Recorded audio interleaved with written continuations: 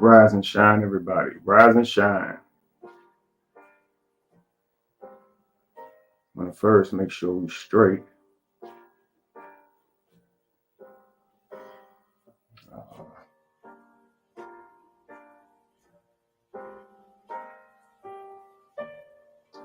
Okay.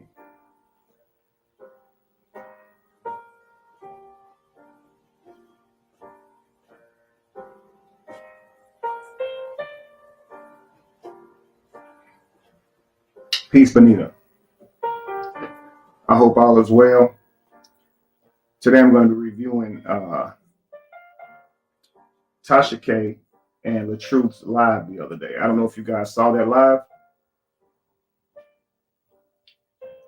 Let's see here.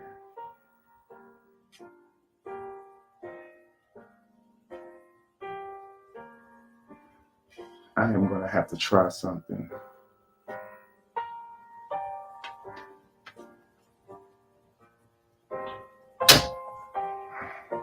Give me one moment, guys.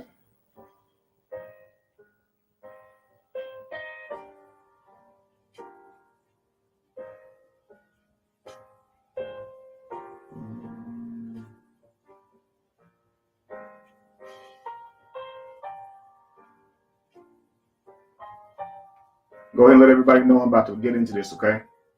Thank you, guys. Thank you. Peace, peace, peace. Good rise, Melanated Queen. Hey, can you bring me your phone? I can't get on live with Facebook. I'm gonna have to go from this. Thank you. So we're gonna have to do a little bit of a different setup today. Facebook got flagged me for something, so like they got me suspended for 3 days. We're gonna challenge that, of course. Because they'll get you like that. You ain't did nothing, but they will definitely try. And right now, I can't go in there and fix that. So I think even once you challenge it, it takes a couple of days or sometimes some hours. So we're gonna keep on moving, man. I'm gonna set up and go live on Facebook too, because I want to be able to broadcast on both of my platforms. All right.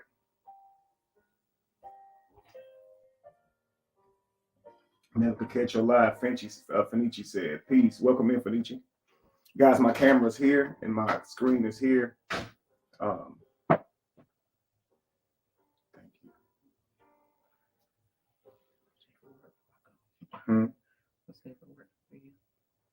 I hope so.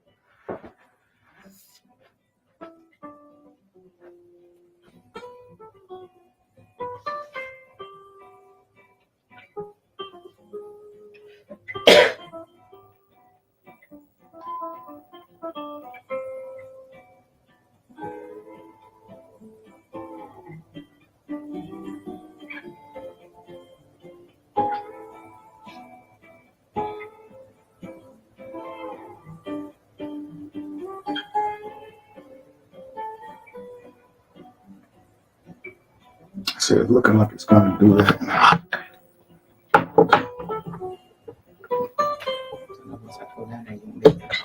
Yeah, I know. Change my view a little bit. Let's see.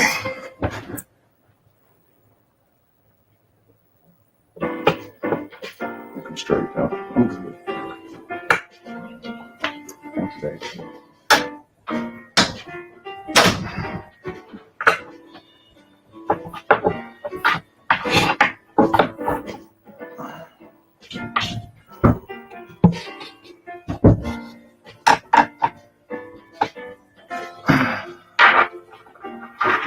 I'll get this thing set up, guys. We're going to get it going.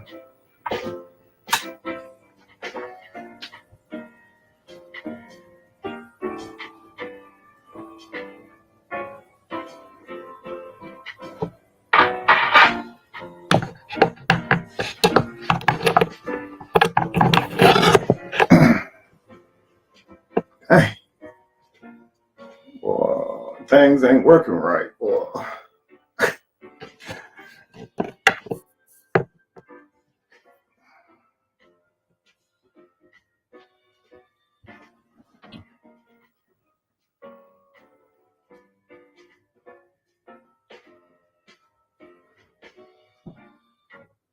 Let's run that back. I like that first one. It really get rocking.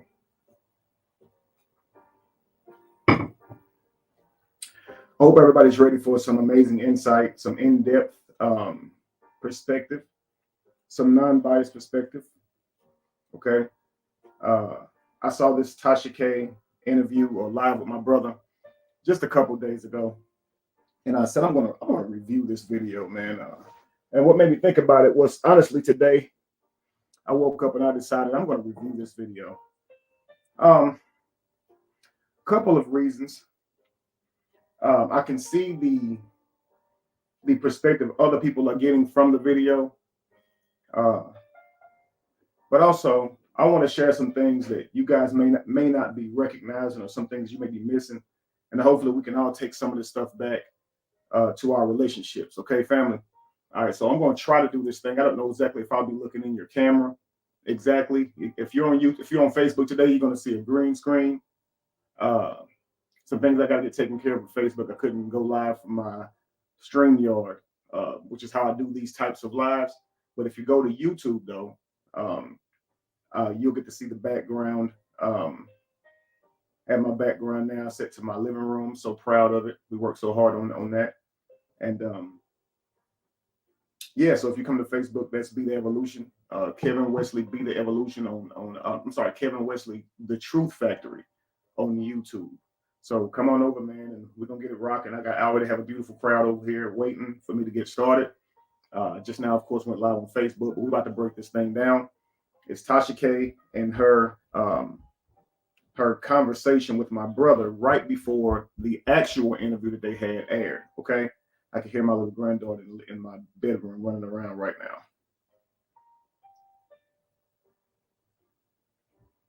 Let's see here.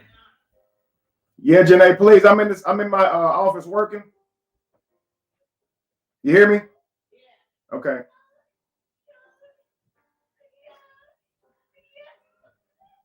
Juice. She want to go in there and run through my refrigerator and get some juice. Sweetheart. All right, so let me get into this thing real quick. Let's see here. Sometimes it's hard to remember what's on my mind here, but we're going to get this going. Video file, share screen. That's what I want to do, share screen. Okay, so first of all, we are going to share the screen. Share the audio. Boom. Now, I'm going to decide how we want it displayed.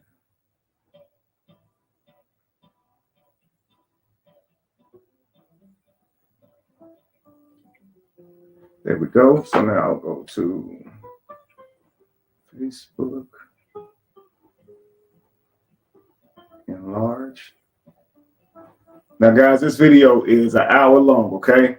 So we're probably going to be here for a little while. I don't want to break through it. I want to sit here and watch this video and really review it. And we're going to have some time. So I hope you got a little time on your hands. I don't plan on making a whole lot of content about my brother's situation. So when I'm here, I try to get as much out as I can and be done with it. So hopefully you guys will go ahead and share this so everybody can see it now. I'm not going to make a ton of videos, but you're going to have to be here for a while. It'll be here for you to come back and review it if you guys have to go to work, if you're on lunch break, whatever the case may be. But let's chop it up, family. All right, let's do this. Stop the music and let's review this video. Okay, first of all, before I get started, hang on, let me hit play. Let's go ahead. Yeah. So how did your wife manage to take out a restraining order on you? What evidence did she submit to the judge to take out a restraining order on you, sir? She has no evidence. It's just the same lies that she's already put on social media. So is this a temporary restraining order? I have one on him too. So y'all got a restraining order on each other. Y'all got kids. Yeah. So how y'all gonna see the kids? She initiated this, man. She went and put one on me. You know, my little girl lives with her, so you know how that goes. She's trying to prevent me from my child now. I don't want to be with her. Now, do you plan on being in the other kid's life, even though you guys are separated?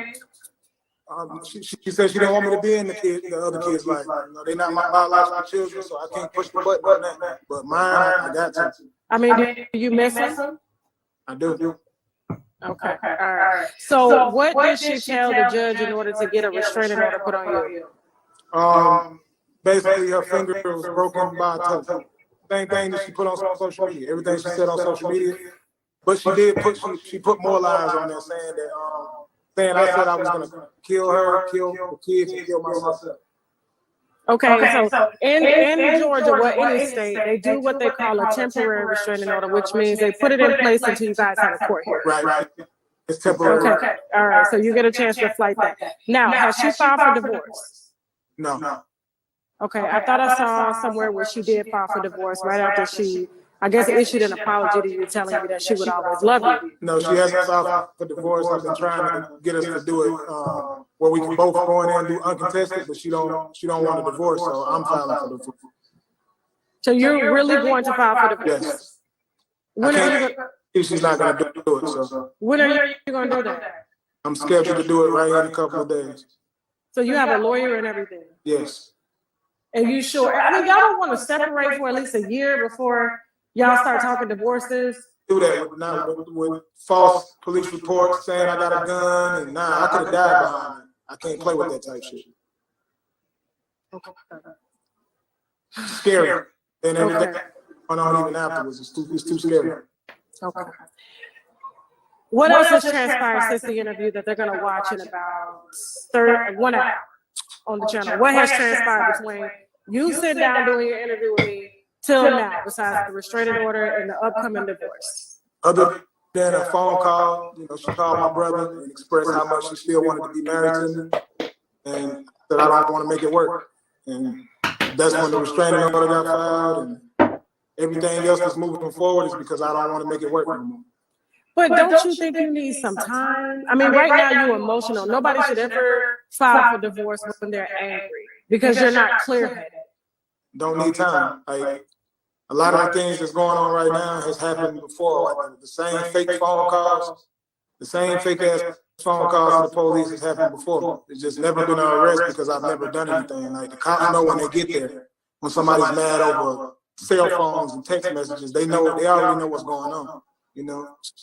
So this ain't something that's gonna stop. I don't see it ever stopping because with me being a musician and my career and having to work with the opposite sex, it's gonna always be the same. It's been the same. Every time I work with a female, it's a problem.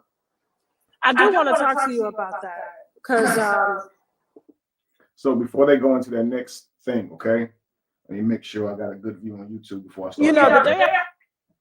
Give me a second. I can't see me on YouTube. All right, so okay, family. So anyway, it's crazy. First of all, Tasha K, I want to thank you. Okay, you gave my brother a voice, a platform to be able to share his innocence with the world. Now, when my sister-in-law made her video, it got millions of views. And that, I mean, like virtually every video that she made got millions of views. And so many people are there to hear the rumors and the gossips and the emotion, and they're there to hear the chaos, but they're not really there to hear it when it's settled, when you really find out what went on, the nuances of what happened. So a lot of times that stuff gets missed. People see the actual first reaction, the first thing, and they step away from the story, and that becomes their mindset about that person, that individual going forward. And often those people never hear about the innocence of those people. They never really get to hear about the story. They never get to hear the story break down. They hear the first. And so, of course, his innocence is not really going viral. You know, what I have to say isn't really going viral. When everything that I said in my initial videos, that's what everyone is repeating now. When I was being non-biased and people say, man, you being biased, you really going in on your sister-in-law. No, I was being genuine to the actual situation that she was explaining herself, that she was the aggressor, 100%. And if she called him a physical abuser, she's not treating him very much like it whenever she's being aggressive towards him. Do you understand? Um, for me, someone who studies this type of stuff, I could see it instantly. You know, whenever there's some violence that has been uh, put on a person by another, it could just be one time. It does not have to be over and over and over. So, but she was saying it was over the course of 6 years. Well, it doesn't matter how many times it happened, frankly. If it happened once, then the threat of violence is there. So the abuse can start from there, can be from there. But that person who lives with that threat of violence, that is displayed towards their abuser or the person who was at least violent with them one time, because they know that that is a an option. Even if it's a last resort, they know this person will hit them. So they do move differently when they have a fear of violence towards someone. And this is why I encourage men, never hit her. If you can help it, man, never, if you hit her, the relationship's pretty much done. I'm telling you now. It's not wise to do that. It can ruin your life. It can destroy your life. It can end your life. Okay. You putting your hands on her. You understand? So again, you can tell when someone has that threat of violence, and she just didn't display that in the way that she addressed him, the way she addresses him online. There is not really a fear of what he might do. And so I saw that. And so I spoke to all that, and people were saying, Kevin, you're biased. And now after the fact, people are seeing it. You know, they can see it. They saw the video come out where she actually made the phone call to the police, where he was not the aggressor. He did not have a gun. And so now people can see that. But these things don't go viral. You understand? It's only the accusations do. So when Tasha K reached out to my brother, or however that situation went down, I think she reached out to him because of she says that my sister-in-law's people reached out to her. Okay, and let's log that into your memory as well. Okay, so anyway, losing my train of thought. Anyway, thank you, Tasha K, for giving my brother the platform to be able to share his innocence with the world. I definitely respect you for that. You have a husband yourself, and I imagine that you can see the plight of men. I don't know if you have family. I should have probably done my research on that as far as brothers, sisters, but I know you have males in your family. And it seems to me that you are concerned about the male experience and things that we go through in life. And that's beautiful. Okay. And so thank you so much for giving my brother that platform to be able to speak his truth, to be able to share his innocence with the world. Thank you. But I have to deal with this second part of this video. Okay. Now you're asking him, you know, his plan on maintaining this relationship, if he wants to keep this relationship. And the thing is, I want to remind you guys of something, okay? Because Tasha K is now saying, hey, what do you plan on? Do you want to rush into a divorce? What's your plans on making it work? And she's asking him these things, okay? Now, what we have to do, hey, with my hat, you see me crooked all the damn time. But look, what we have to do, family, is this. You have to remind yourself of everything that had happened that's already taken place. Now, Tasha K's, her relationship with my sister-in-law, it sounds troubled, to say the least, okay? She says my sister-in-law's team reached out to her to be able to go and be on her platform and share what happened to her. But then somehow that got turned into boosting her social media platforms, YouTube being the priority, okay?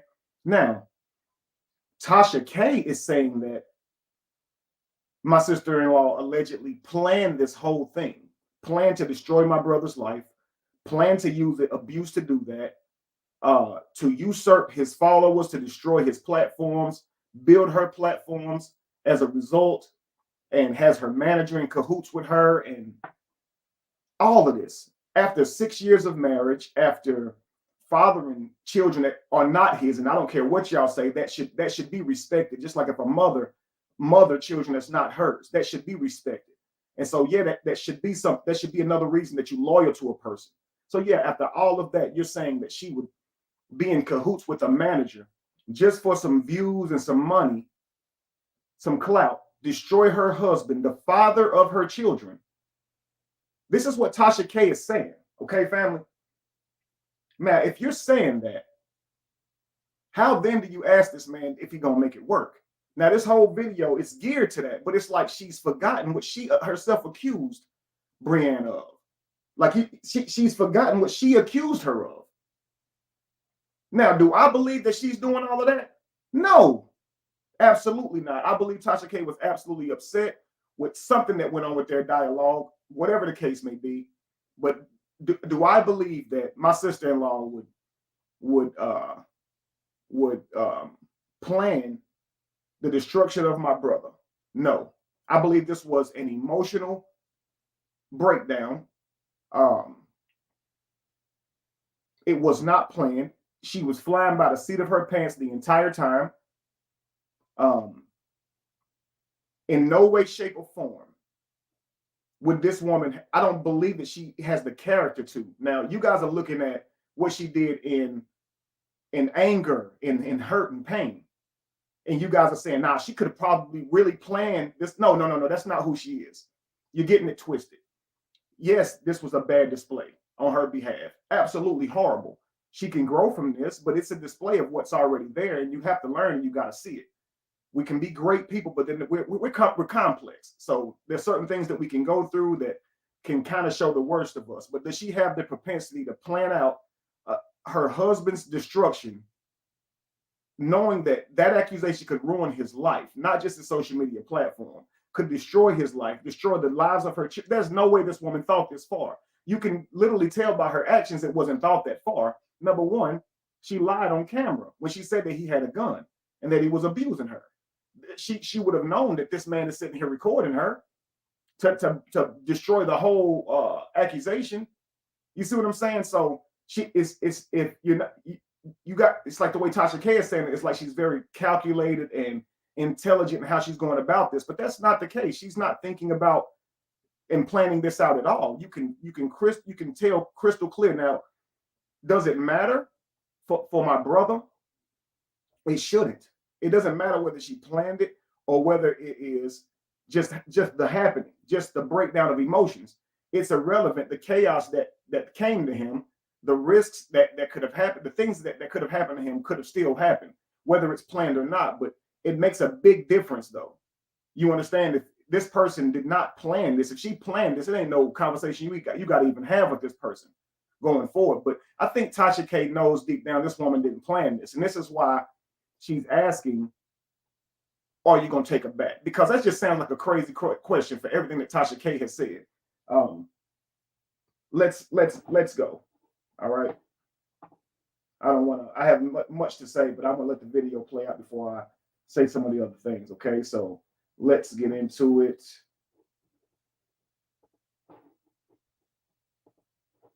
I had did the interview. Of course, I had already seen the video that you put out of your wife exaggerating what was going on in the house, okay? And then she's since come forward to say that she didn't mean to say that you were physically abusive. She meant to say mentally and emotionally abusive.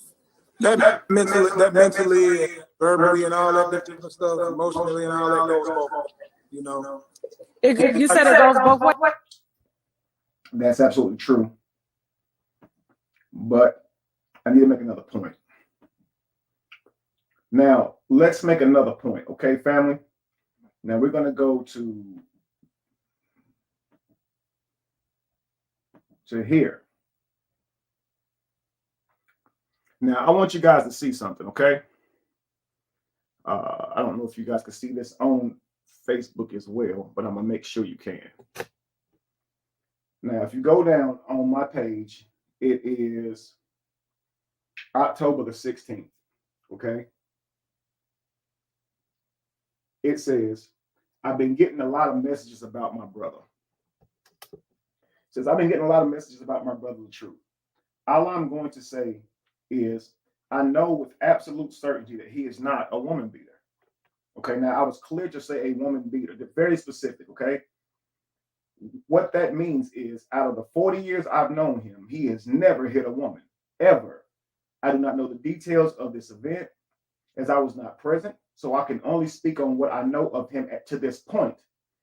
This is a very challenging moment for his family, so I encourage all of you to fall back and allow them to work through this. That's what I said. Now, when I said that, okay, I've been getting a lot of messages about my brother Latruth. All I'm going to say is I know with absolute certainty that he is not a woman beater. Now, you guys see that, right? That's clear, right? Now,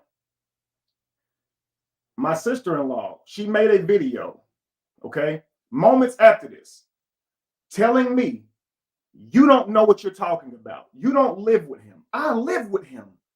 She was so passionate. You don't know him.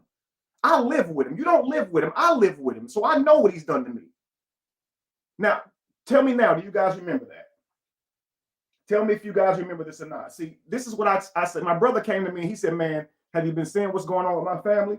And I said, I saw some of it. He said, you know, that's real, right? And I said, bro, that's real? Because I thought it was a skit. So honestly, I wasn't paying attention. So when he said this is a real thing, I was like, okay, wait a second. She never said how you abused her. So anyway, I said, let me smoke her out. Okay. I made another video after this with the intention to smoke her out. Okay. To have her give details on what happened. In the video, I stated, if a woman says a man hit her and she does not say what he did to her specifically, you need to question if she's telling the truth, because a lot of times we use these hot button words. He abused me. He beat on me. He did this to me. And they don't say exactly what happened and where's the detail. And if a lot of men have ran to protect a woman and ended another man's life because she didn't provide detail. When we have to remember that both people are human. Both people deserve a right to explain themselves. Both people do. So a lot of times we can be so like gung ho to go run and because of what emotion somebody's showing us, we believe them. We believe what their truth, right? What their reality is. All of you guys are saying, yes, Kevin, I remember that. You said your brother was not a woman beater. You specifically said this. You didn't say abuser. I was specific because I wanted to be sure what she was alleging. Do you understand? So anyway, she made her video saying, Kevin, you don't know what you're talking about, right? You don't live with him. I live with him, so I know. So if it was all about verbal abuse, she would have made that known. This is not what she was trying to allude to. She was 100% trying to allude to physical abuse, 100% absolutely, but she did not plan this. What I think happened is they got into this altercation, okay? Because my brother said, I'm gonna go outside the marriage. She's not giving him what he wants. She won't unpack. She won't give him no love and affection. She'd rather do makeup or go watch Love and Hip Hop. He goes in there and he retaliates by saying something petty. Okay, cool. All this happens in relationships all the time. We all need to learn to do better in this area. Okay, now that's wrong. That hurts her feelings. It piques her curiosity. Are you doing this? Would you really do this? Let me see your phone. This is a trauma for her. It's a trigger for her. She's always want to see the phone. They've made several videos talking about this, her wanting to see this phone, right? So she wants to see the phone. Normally he'd give it to her. He had already expressed he don't like giving it to her. When he looks at the video, when you look at the videos in the past, he expresses he doesn't want to give her a phone, but he does because she wants the phone. So he doesn't like it, but it's one of those things he compromised on. What she failed to see was that is a privilege. If he's letting you use his phone or see his phone, that is always a privilege. And when he says no, you can't take it. Anyway, he says no. Emotionally at that moment, she can't handle no. She's used to him letting her see it. She's also triggered by what he just said. So she's got to see this phone. So she's willing to wrestle him for it, which is an indication that he has not been violent with her, that she's willing to close a distance on him. She says, we're in a wrestling match. You understand, family? We're in a wrestling match. Now, again, I don't know if you guys are with me. I don't want to be talking too fast and getting you guys and getting you through this. Do you guys remember what I'm talking about so far? I want to make sure you guys are with me, because I want you guys to truly understand what happened. Okay. Yes, Eleanor says, okay, we're in a wrestling match, she says, right? And then she goes and gets Mace, goes back for his things, maces him while he has a pillow. She tells this whole story, okay? And now, here's what I believe happened, okay? I believe in this tote situation, right? This epic tote situation now.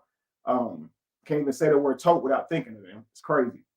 I believe in this moment is when I want to be clear on how I express this, okay? Men and women react in two different ways, okay? Men are more masculine in their approach to reality. Women are more female, more feminine, okay? This is kind of how we attempt to control the world when we lose control of it, okay? If a man is not getting his way, he may physically try and get his way. If a woman cannot get her way, she may emotionally try and get her way, right? So if you think about this now, who's more prone to cry when they don't get what they want? That's women, not men, okay? Who's more likely to use emotion to leverage their way in a relationship or in any moment? That is women, not men. So here's what I believe happened.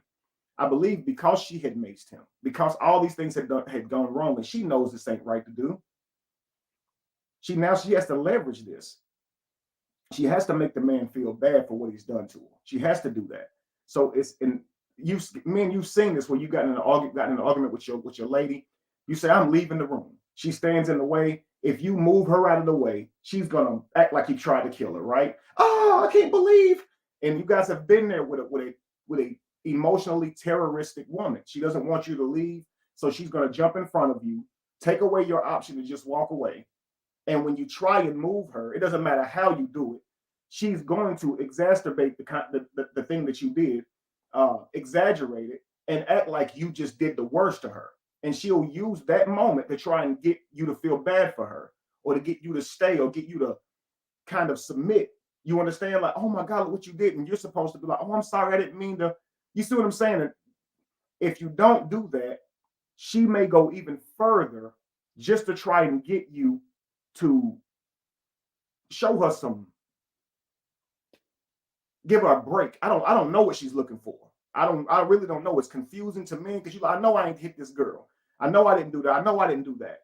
And in their mind, it's more like, yes, you did. And she'll go through every hoop in the world to try and prove this man really did that, to try and prove that really happened.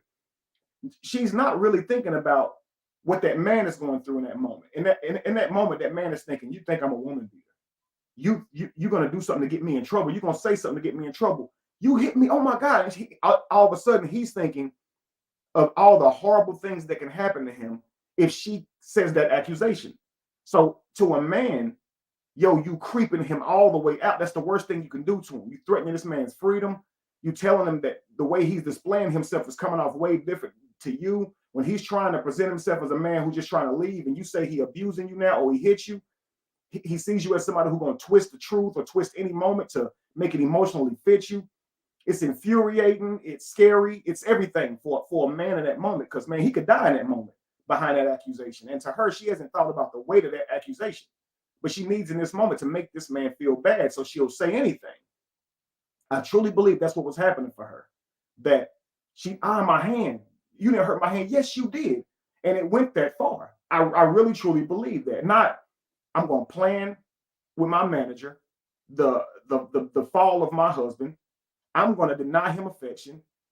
I'm going to rather put makeup on. He's going to ask me to unpack. I'm going to say no.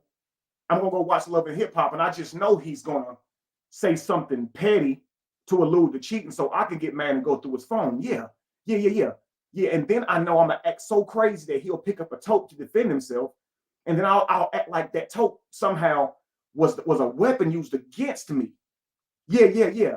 And that's how I'm going to use all of that to break this man down. That's going to be the beginning of it. There's no way she thought like that. There's no way she thought like that, family.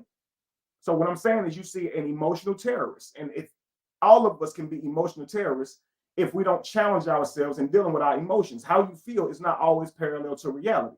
We were not taught how to manage our emotions and then deal with reality accordingly to where you don't ruin your life. Be angry yet sin not. The things that you do when you're angry can ruin your life. The things that you do when you're in pain can ruin your life. And we weren't taught to handle that. So she's obviously not handling it in the best way, family. Neither was he. You understand? Now, these are things that can go on in everyday life. But when it goes to the calling of the cops and all these types of things, these are the things that says it's okay. This is dangerous. You don't know how to quit. You don't know when to stop. Does this make sense? So anyway, family, I get ahead of this thing by making this video, and I can show you my timeline. Look here. This right here is, of course, October the 16th. I think the thing started on October the 14th, okay? Here on October the 19th, I says I'm doing a series on domestic violence. So stay tuned in, y'all. First couple videos set to drop today. We obviously need it. So this is what I said on October the 19th. And then on October the 19th, as promised, domestic violence part 1. And in this video, I was saying if a man does hit a woman, she needs to get far from him. Was not cool. If she cheated on you, hitting her is not cool. So even if you cheated on her, visual day about a woman, they were social media stars, and they broke up, and she ended up killing him, yo. Say that much. And ladies, you know what saying a man hit you can do to his life. So if you're willing to say he hit you, and you won't say exactly what happened so people can decide for themselves, I'm telling you, you're evil. You're evil. Because you know somebody will hear you say that and just go hurt that man. You know they will. And when you just say, oh, he hit me. Listen, y'all, it ain't no secret that men use physical violence when they angry. But you gotta understand, man, the reason men do that is because they are strong. So when a woman attacks you, it's not typically gonna be with hitting you. It's gonna be with terrorizing you, calling her weapons in. She don't physically have that for you, so she can call the police, she can call her relatives, she can go live and just tell people that you did something to her. This is how a woman psychologically abuses a man. Now, when she's doing that shit and she's not saying exactly what happened, because listen, a lot of times they know if they tell exactly what happened, that they're gonna go down. They're gonna be unveiling themselves or exposing themselves. So what they'll do is just won't tell you shit. They just want you to believe what they want you to believe without telling you what happened. I've seen it and I'm seeing it now. Because at this point, family, she had not said how he abused her. She only said he abused me. He got a gun. She did not say what he did. You understand? So that's when I made this video saying, yo, you trying to ruin my brother because you didn't even say how he did it. And she also has a history of getting so upset that she calls the cops. Okay, now I've never liked it. I've always been infuriated when that happened, but like, bro, that could have killed you, and bro be sitting there defending it, you know, like, man, she's just upset, like, you know, boom, boom, boom. But obviously, you seeing it happen on a larger scale because it went live this time. But this is one of the things that he's been exposed to. But you could actually see how the relationship plays out in many different instances. But anyway, we're going to continue back. But I want you guys to see that I smoked her out. I really did. I actually made that video. An hour later, she made her video trying to, or not trying, but giving the details of what happened. And she gave it to the best of her ability and in the most honest, I would say. And I appreciated that. I thanked her for that day on the phone. That I thank you for saying that because that's what, you know, freed my brother. You know what I mean? Like you saying exactly what happened. And I can appreciate it because you can see in her mind, she really did not see that she was the aggressor. She didn't see it. So she was telling the story like 100%. And listen, most of y'all, it seemed that most people who watched that couldn't see that she was the aggressor.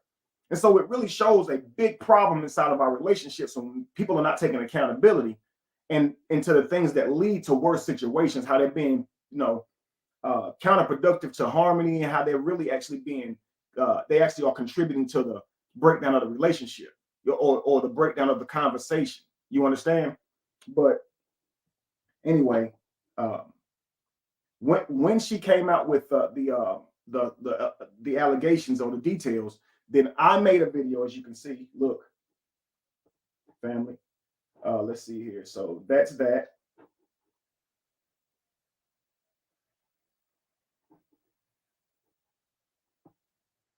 Oh, it started all the way from the top. Goodness gracious. So anyway, then I made my videos right after that, challenging the things that she was saying. And that's when everybody said, Kevin, you're being biased. You're defending him. And I was just like, no, I'm being honest. And now when you see all these videos, go back and look at my videos, family. 100%. I've said it before. Everything they're saying, I said it, man. I promise you. You know, but let's continue.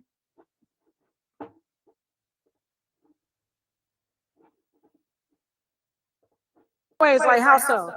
Goes both ways. Like you can, like verbal abuse obviously goes both ways. She cusses me out, calls me a bitch and all this all the time, and then press records on the phone once I get angry, and that's just what it is. Okay. Let me because I have some time to like kind of.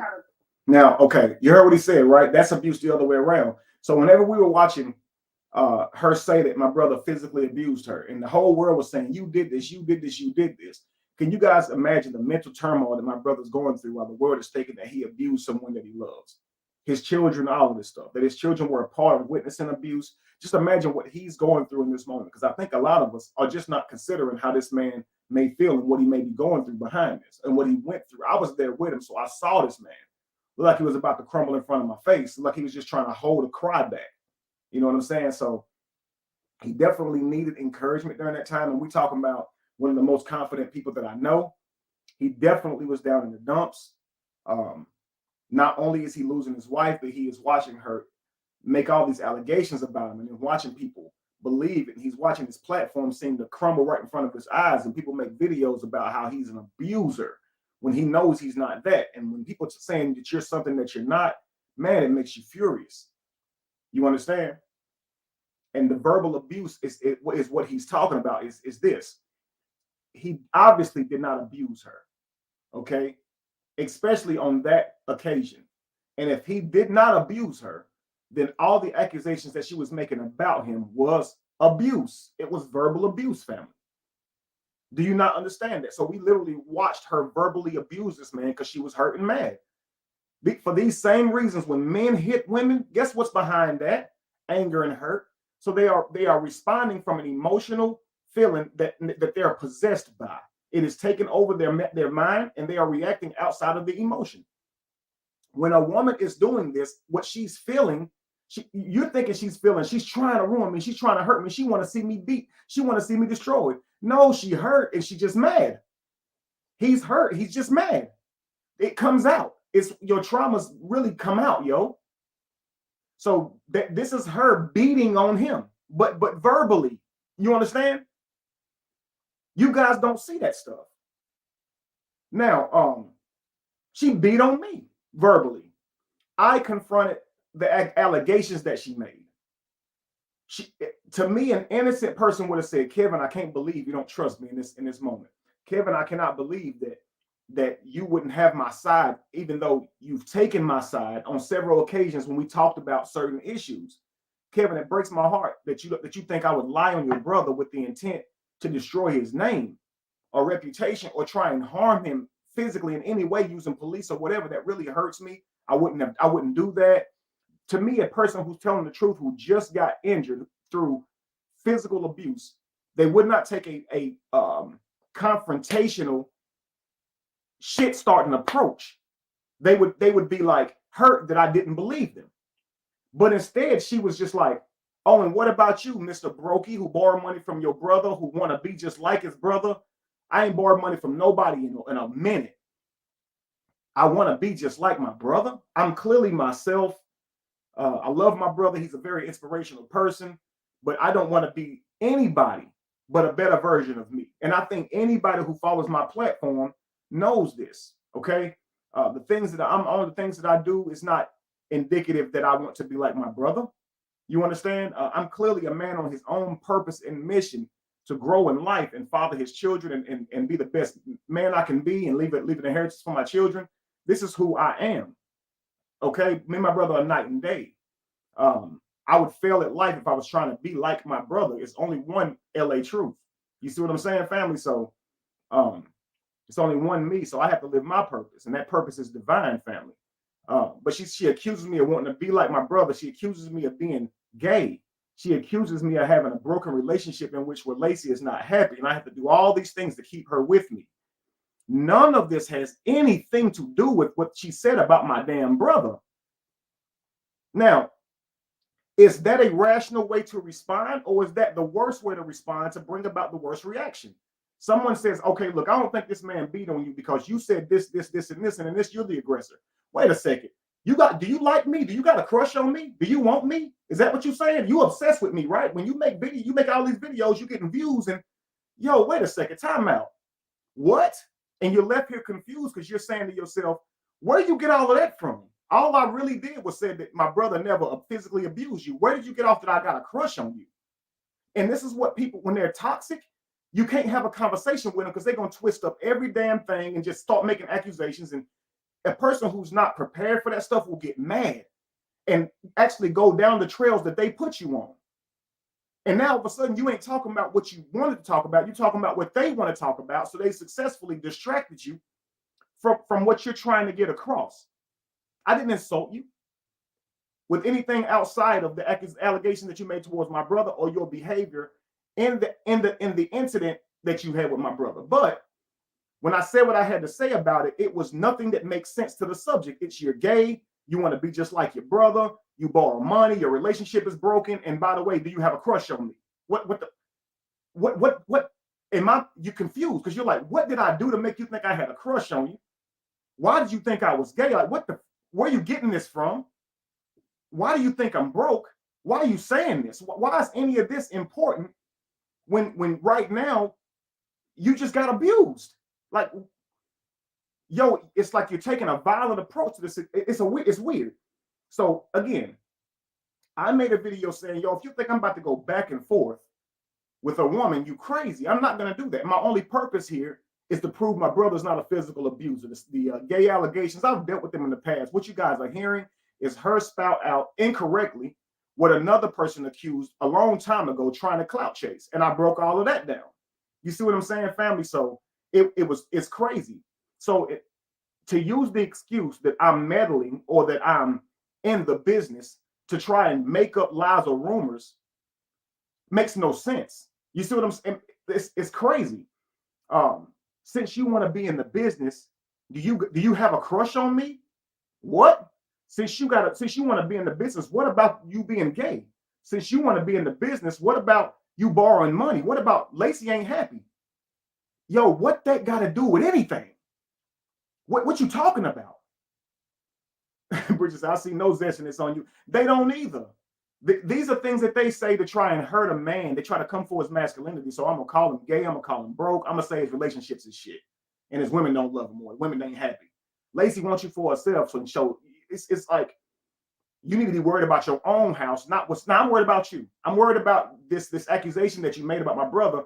And a person who planned this out would have known that his family would definitely speak up on his behalf because that's not some kind of minor accusation. So that's why I say, while it ticks me off on how she responded in the situation, I still don't think this woman planned it. I still don't think this woman was like, I'm a plan. If Kevin says something, then I'm going to say this to him. And if his sister Toya say something, then I'm going to say this. Man, this woman just responded in a moment because a person who was calculated, who said, I don't want to come off like I'm some kind of aggressive, toxic woman.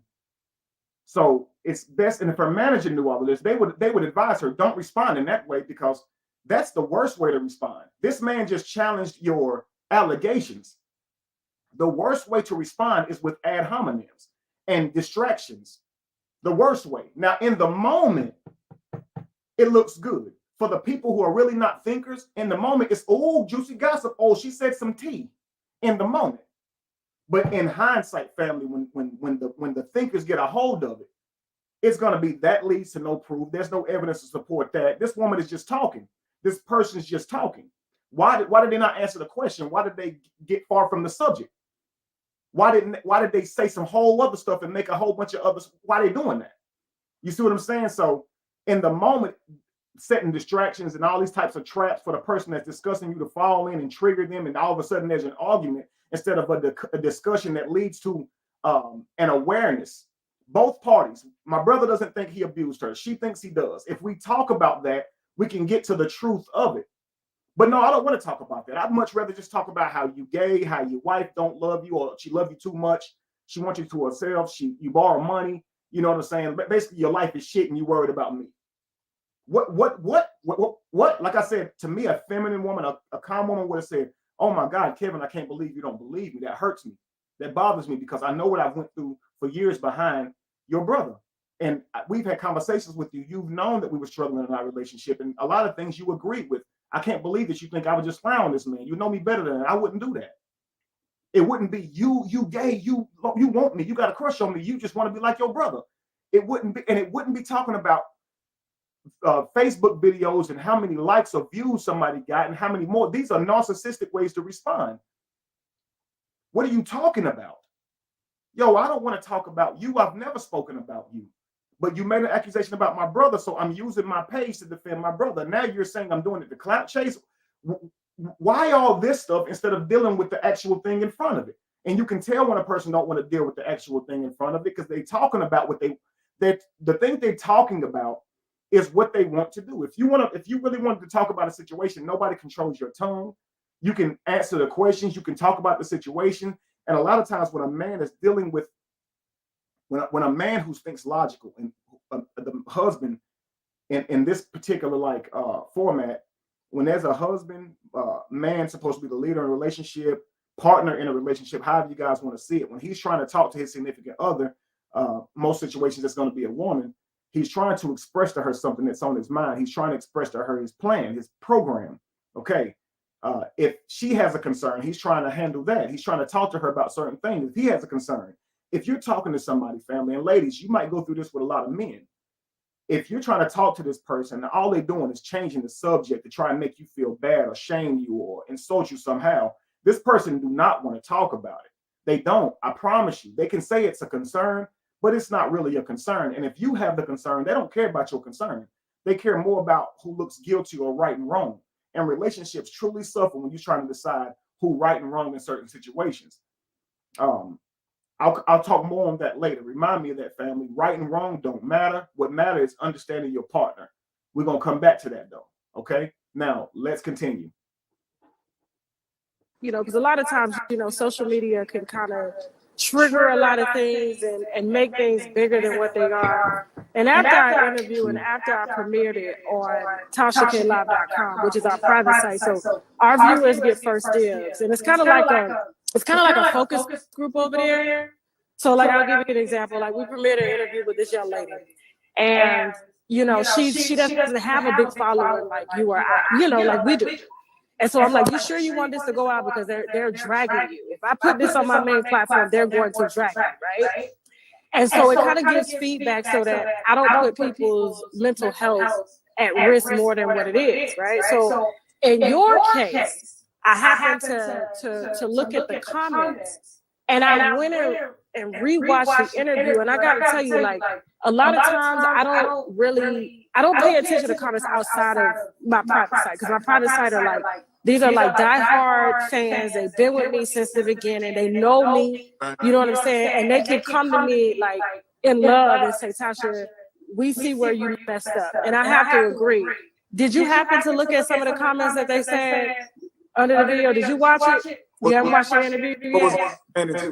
Basically, one, that I was biased, and two, that I did not see how you could be emotionally or even mentally abusive to your wife. And I had to take a step back. Now, listen, I'm not accusing you of anything because I'm not in the room with y'all. I'm not. Okay, just real quick. She's right. Okay, sometimes when you review the comments and things like that, you can get a lot of other perspectives which should have been looked at. I always say that we're peepholes, and sometimes people, I replace people with peephole. We're peepholes. We only see a small fragment of the world, and everybody else is a peephole. So when you can hear their perspectives too, it can give you insight on the broader view of things. So don't be so closed off that you can't hear what nobody else saying, and you only trust what you see through the peephole, right? Everybody else looking too. So if they look and they say, okay, Tasha K, I think you were biased. You left this, and that out. That's absolutely likely. Okay. She probably was biased because she was obviously not real happy with Brianna in that moment, right? She had this, obviously she'd been going on a couple little rants about Brianna, right? And if you guys don't remember that, let me see if I can I'll take you back in a second, okay? Because there's something I want to be clear on before that. So anyway, Tasha K said after review of this video, I see that I failed to see how you could have contributed. And that's true. I think it could have been a much better video if they had talked about some of those things. The video was more like, interviewing a black man who had been lied on and had his reputation ran through by a woman, and by his wife, the mother of his children. But it wasn't really taking an in-depth look into what both people contributed to the demise, or what is seemingly the demise of their relationship. You understand? So that is true. Many people are saying, well, she's just trying to get her following back. They called her a male worshiper. They called her a pick me, a woman who does not care about her own sister's issues and will support a man over a woman. They went out on her, and I'm going to say those things are not true. I'm going to before we continue into this video, if you guys have that perspective, I want to share to you guys what you're seeing. Okay, when she goes in on Brianna, what you're seeing is no filter, because she's talking to a fellow sister, a woman, looks like her. Okay, so she don't have to hold back. She don't have to use this type of respect or filter with her, because not only is she on level playing field, it's a woman. She has violated her. She feels like, so it's like I'm about to come for you now. So of course, when it comes to how she's dealing with my brother, it's not male worship at all. It's male understanding. It's companionship. Men have this for women a lot of times. We will, like a damsel in distress. Women actually should have that as well. Just what she's displaying here, you could tell that she's in a marriage, probably a happy one, where she listens to how her husband feels, offers advice with tact. You understand? Instead of trying to tell a person how to be, she knows how to talk to a man. That's what you guys are seeing. That's just like if I address a man, it's probably going to be way more abrasive, especially if I feel like he slighted me. Because number one, I feel like I can talk more straight to a man based on who he is or where he is in life or what he's done to me. So I'm not going to have the same filter. Where if a woman did that exact same act, I still am going to control how I speak, my tone, and not use certain words or speak so forcefully to a woman, because it's a woman, frankly. And people might say, well, look how he worships the woman. But when that dude said something to him, he went all the way in on her.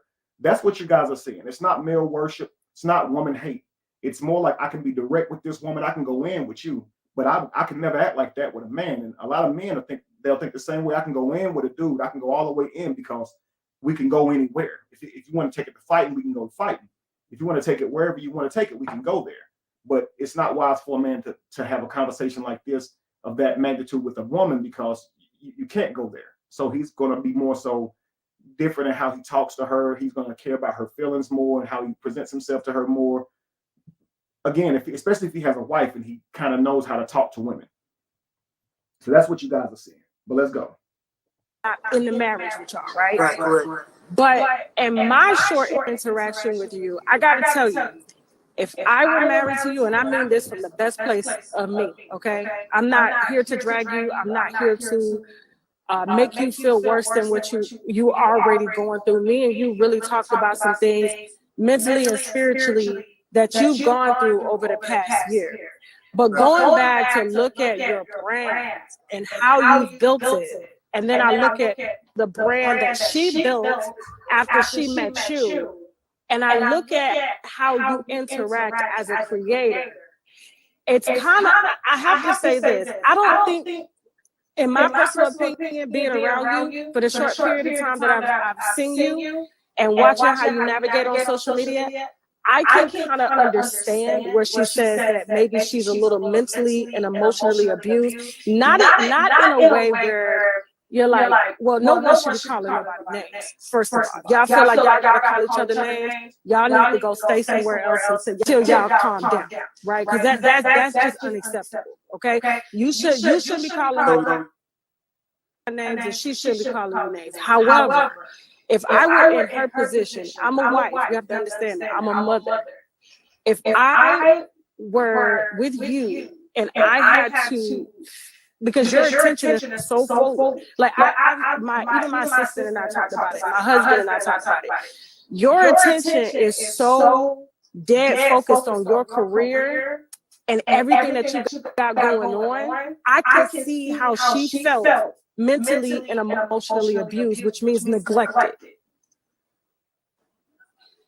And listen, I mean this from the back. Now, you guys hear that? Mentally and emotionally abused, which means neglected.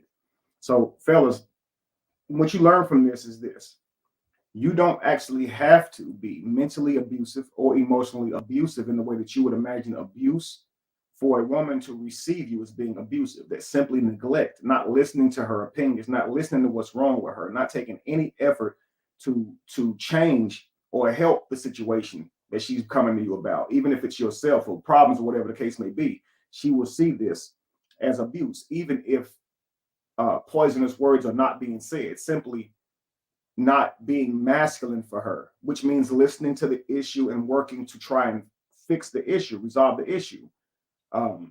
When you fail to do that as a man, a lot of times they will metabolize that as abuse. He doesn't care about me. He doesn't care about how I feel. What I say goes unheard. And imagine this, man. Whenever you're going to your wife and you're expressing to her that you have a need, a likely emotional or physical, and she doesn't seem to care, how do you feel in that moment? Do you feel like she doesn't love you, that she is abusive, that that's physically or mentally abusive because you're being mistreated based on how you feel? You asked her to treat you a certain way. You asked her for a certain type of affection or something, and she didn't care. She only told you what she was going through and what issues she had. How did that feel to you? So a lot of times a person doesn't have to shout the word abuse, abuse, abuse at you to be abusing you or for you to feel abused. And that's something we really have to understand. And this is why I say learn to navigate your spouse. That's the person that you're married to. That's the person that you're with. So you can't use the social world that you understand to interface your wife with or your spouse with. You have to say, okay, forget the social world and what works in the social world. Let me learn my spouse. When you say this to him, when you say this to her, these things trigger them. When you behave this way around them, when you behave this way towards them, when you treat them like this, they feel loved. When you treat them like this, they feel disrespected. When you talk like this to them, they feel like like something's wrong. You have to learn your spouse. And as a man, okay, you are studying your wife. You're vetting her, you're studying her.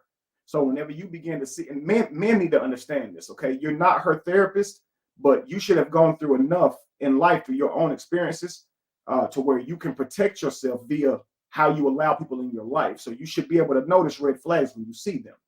So when it comes to your spouse and she's expressing concerns and things that are wrong with her, you should take a listening ear to that. And you should try and do whatever you can to figure out how to mediate that. And it doesn't mean give her what she wants all the time. Sometimes that want that she has could be linked to a poisonous programming. It could be linked to wanting something that TV taught her to want, or wanting something that her imagination or expectations taught her to want, and that's what's causing her to be upset with life or reality.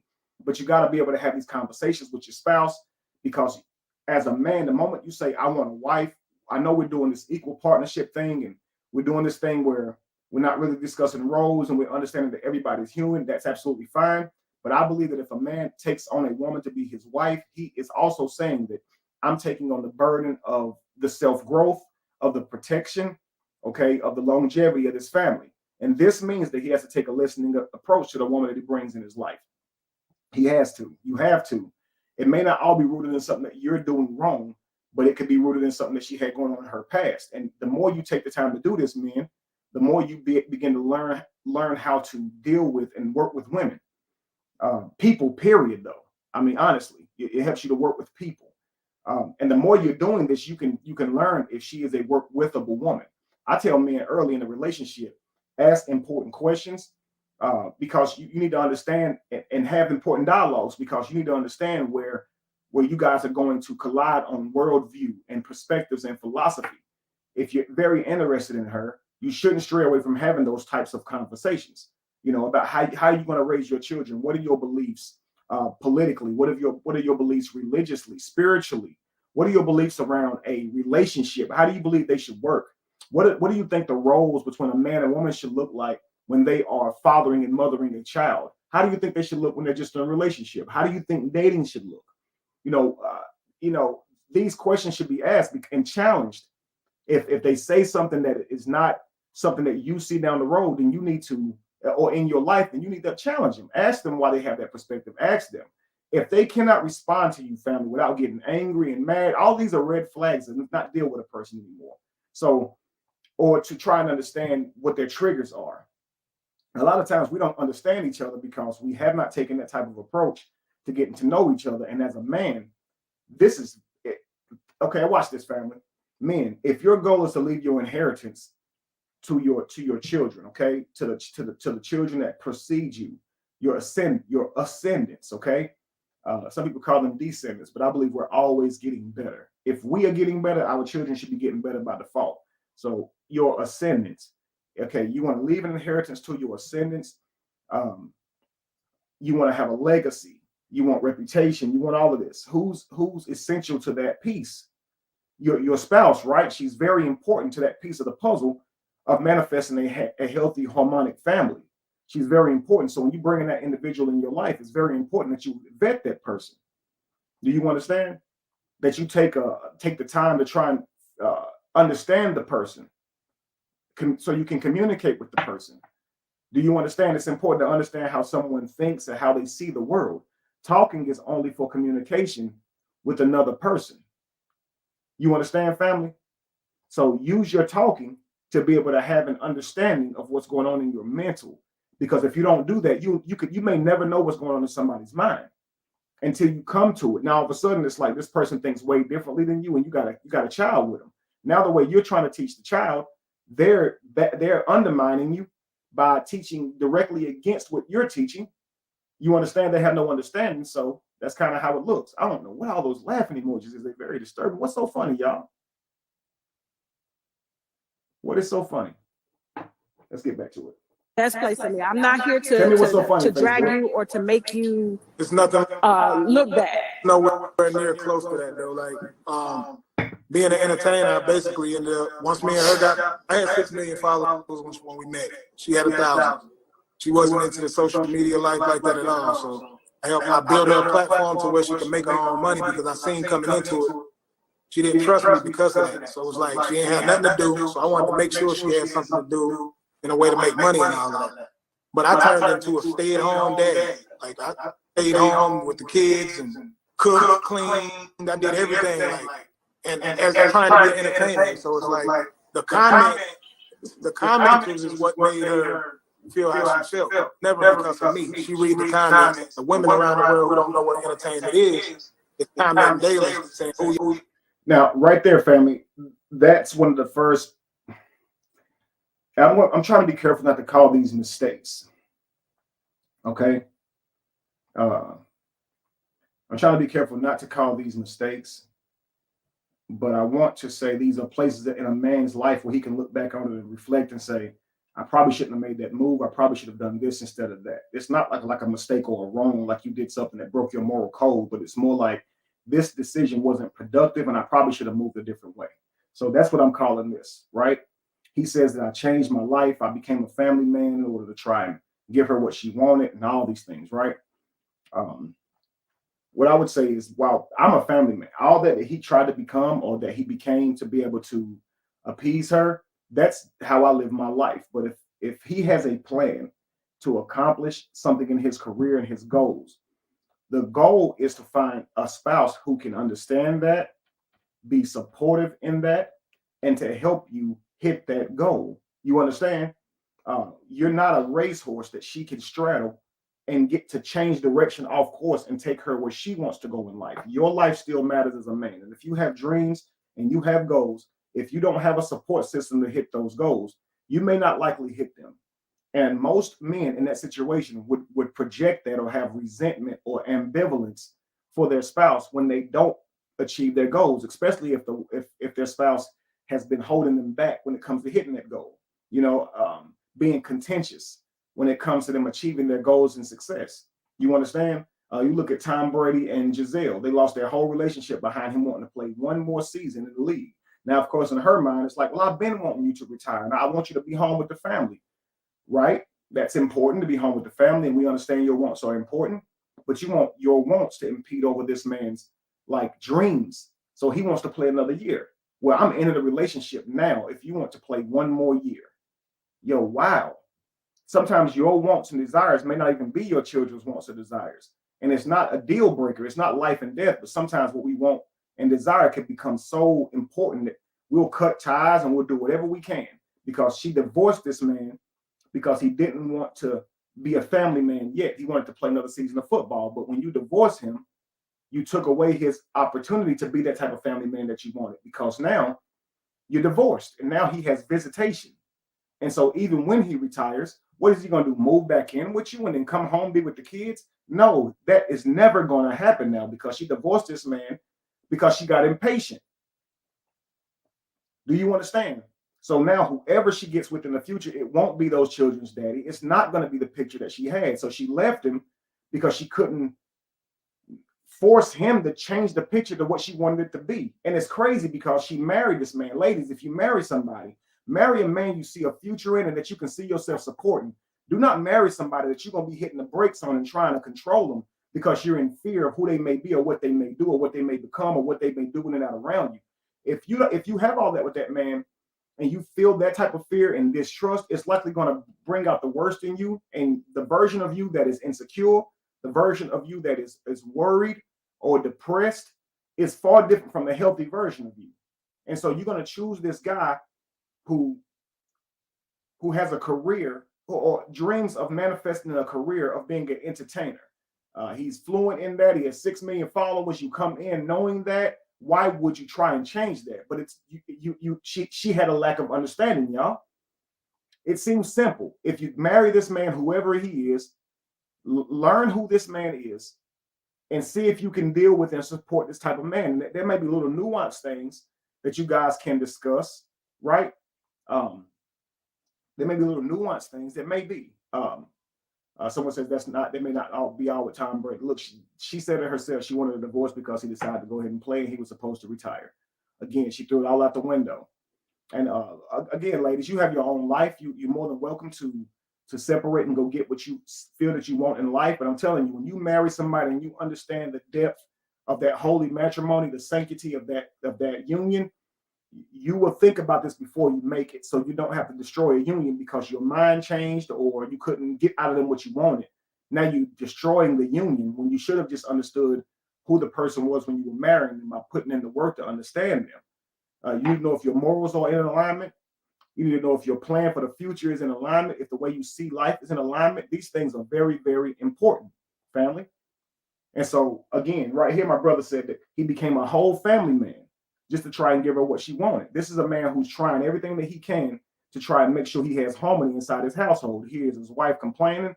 He's setting his dreams aside to protect her emotions, to protect her insecurities, and all of that. And the man is not getting the gratitude for that. Now, what a man will think is, okay, she's emotional, she's hurting. Okay, what if I give her the things that she's wanting because she's behaving out of being upset and depressed of not getting what she wants? If I go ahead and give her what she wants, then she'll be the healthy version of her. But that's not what's happening. You see what I'm saying? So he's saying here, look, I've already tried to give her on the back end because he didn't assess who this person was. He moved too fast. Like he said, he got married inside of 6 months. So now after the fact, he's trying to clean it up. He's trying to do what he can to keep her happy. And we grew up with the happy wife, happy life. It should be happy spouse, happy house. It shouldn't be a man trying to chase his woman's happiness. It should be both people working together to create a happiness, something that they both can work with and call happiness. And the working together is the success, and the working together is love. Because if you're both willing to work together to create something both of you guys can be happy about, this proves that you guys love. Because love should be an action, not words. We got to really work on turning words into action. What does respect and honor look like from a woman's perspective? Supporting this man's dreams and even believing in him. That's what that looks like. But you can't say, yeah, I respect you as a man and I love you and I support you, but then don't show that. Your actions are not speaking. Do you understand? And you guys need to understand the power of a man who has a support system behind him. When a man has a wife who doesn't act like she believes in him, when she's constantly telling him that he's not living up to what a good man is in her eyes, a father, all these things bleed into who this man is in reality. Okay, so now he becomes a validation seeker outside the home because he's not getting that from his wife. Okay, he didn't get that from a mother. So you got to understand that this man, you say, well, he's so confident. Do you not understand you're talking about someone who had to speak life into himself? who had to create his own path and stay strict to that because he didn't have somebody behind him necessarily encouraging him, and then he didn't necessarily have somebody in front of him being an example. When you guys see the manifestation of this man that is my brother, you guys criticize, but you don't see a man who grew up without those essential people in their lives. Okay, and so because of that, he became an essential person in his own life. This man, we all of our siblings, we'll look in the mirror and encourage ourselves. And so we do have a mentality where it's like we don't care what others think, but that's a strength. And I think that children should be raised to not let other people's opinions shape them, to be consistent in what you feel is right or wrong in your principles and in your morality. If people want to judge you, who you are by that, then let them judge. But you need to be a person who garners your respect by sticking to what you believe, by speaking your mind and saying your truth. And this is the type of person that we have raised ourselves to be. You understand? So what she sees in my brother is a confidence that is a peace. It's like a peace that passes all understanding, even though he didn't get the constant stroking or stoking or building in his mental or support system around him physically. We still managed a way to be able to see the best in ourselves and push ourselves, family. So that's a lot of times what they're witnessing with the guy. Yeah, he's confident, but that confidence has helped to keep him moving forward when all life seemed to fail. You understand? I really wish you guys understand. And on the flip side, the man will help anybody that he can. So a lot of you guys, like, he's arrogant. Like, there's a certain degree of arrogance that you have to have whenever you're trying to create, because people are going to constantly give you an opinion of it. And you got to be able to not care what they say, block them out, and go ahead and do your thing. But anyway, let me continue. Your husband is disrespecting you. Oh, he's posting a woman dancing to his music. I wouldn't allow that. I would divorce my husband for doing that, not realizing that the music, the videos I'm posting are women dancing to my music. She's cool with it, but if she hears people on the outside talk about it, that's when she starts feeling a certain type of way. Well, how would you feel if she were to be an entertainer, if she would have attractive men around her, I guess modeling her, or promoting her books, and she's around them, or going to do shows where there's attractive men, or necessarily men that have more money and status than you? How would that make you feel? Me personally, if I meet her and that's what she's doing, I'm not gonna feel no way because I already know that comes with it. That's just okay. So now I want you guys to keep saying this. When she asks him a question, for the most part, he answers that question, and it's like Tasha K's digging into his answers. Okay, so he said, I wouldn't mind if I met her that way. So she met him that way. Okay, so that answers the question. If he met someone that way, he wouldn't expect to change it. He would learn to deal with the person that he met. You understand? But let's continue. You're saying if you meet her, but she can't evolve into that now. So like if she wanted to, let's just say, do a book signing, because she's writing a book on self-help, right? I'm just saying hypothetically, right? And she want to use male models, or she wants to collaborate with another creator that has a little bit more clout than you. She can't do that, and he happens to be more attractive. He may be single. She can't do that because she didn't come into the marriage doing that, or into the relationship doing that. Good, because I'm not the type of person that's gonna stand in the way of somebody making any money. Like, I trust, like, relationships has to be trust. Now, if I don't trust her, then I probably will feel that way. But I do trust her. Okay, so you have to understand, like you said something during our interview too, that they're gonna watch here in about 1 hour. How can I put this? You said during the interview, you said, this is the first woman that I've ever given this type of attention to. Right. And you also said, so it's kind of like she ought to be thankful for that, like as if it's like it's a privilege to her. Now I want you guys to see this, okay? She asked him the second question about what if she evolved into that? Would you still support? Would you still do that? Now I would say a man who is very planned and structured in his life, he probably wouldn't want to go for that. If a woman he married who wasn't into modeling, who wasn't into the career life, and now all of a sudden she is, and she requires, she can't be home, she can't support the family, she can't do her role in the family. A lot of men would say, nah, that wouldn't work. That wouldn't work. Now, to death do us part, so we'd have to work together. I married her now. I chose her. So It's nothing really you can. It's not going to be probably not a deal breaker, but it's not going to be ideal for the man. You understand? So his child loses that mother at the home. You know, that it's a lot that happens from that. You feel me? But anyway, he answered that question, I'd say beautifully. For somebody who's trying to find something wrong with him, he even says, yeah, I still wouldn't trip. So at that point, it's like, okay, let me move on to something else. And she goes, well, you said something in the interview. You said something about how you've never given somebody so much attention, or you've never given a woman so much. And then she says, it's almost like she should be thankful for it. Now, see, she didn't say he said that right there. But later on in this video, she says that he said that himself. He never said that. She should be thankful. But he did say, yo, I've never given so much to a woman. These are things that a man will tell himself, like when he's trying to say, like, yo, I gave him my all. And it seemed like it still didn't go my way. And there's a good question Tasha asked. What if the version of you that is giving your all isn't all that you can be? You know, what if you can be better? You did say this is your second relationship. You are really immature when it comes to how many relationships that you've had. But at the same time, he never said that. So the thing that she's digging into, he never said. He's only saying from the standpoint of, yo, I tried. I gave this woman more than I ever gave any woman. And absolutely, you would think that many women would be happy with that. When you look and see how women talk about the type of man that they want and need, if you're trying to model yourself to those types of things and you feel like you're doing a good job of that, you're probably going to feel like, yo, where's the gratitude? And again, a man asking for gratitude, ladies, is not him saying you should be grateful. It is, but it's not him saying you're a loser, you should feel grateful. It's saying, yo, you should have a spirit of gratitude whenever life is yielding you things that other people would feel blessed to have. Like all of us should. Why are you not living like you're grateful? Why? Why are you treating the person who is trying, who's there, like crap? Why are you not acting grateful? Why are you not saying, hey, baby, I really appreciate when you do this and this, but I would like if you would focus on this a little more. Can you help me out with these things? Why are you not presenting yourself in a way that someone can work with you? Why are you not seeming grateful?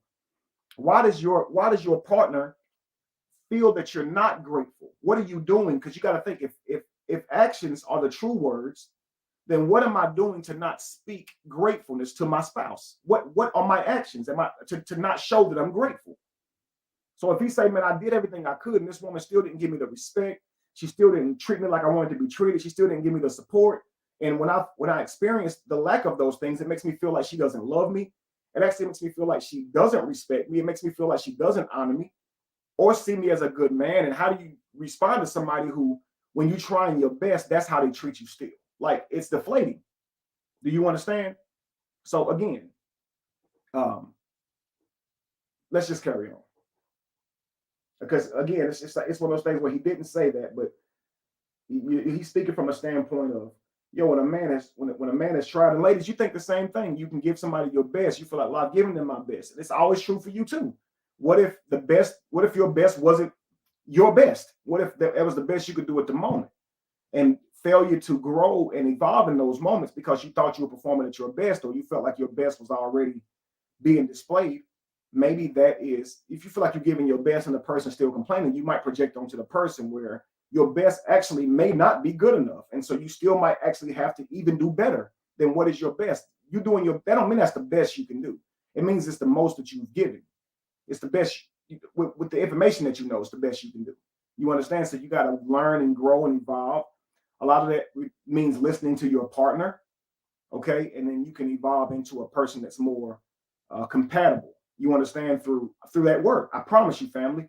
But when you unify and you say we become one, it's not about having this pride where you say I refuse to change. It's more about having pride where you say I love you so much I'm willing to compromise in ways that don't destroy the better part of me. If it don't contend with my morals or my principles in life, I can definitely work with you. You see what I'm saying? But anyway, let's continue. Her that you chose her, and that's who you chose to settle down with, because you've never done what you've done with her with any other woman. Never did that for no woman in my life. Like I said, I took care of her, took care of the kids. Been loyal to her. But do you know how when you say that translates? One, it says that you do have unhealthy relationships when it comes to women. It ain't got nothing to do with your mama. Okay, I don't even like her talk about your mama because your mama's not here to defend herself, right? That's besides the point. If that's how she wants. Right. So that right. So you had two relationships. relationships. So that means that I'm a wife. I've been in several relationships before I was married. I've been married 17 years.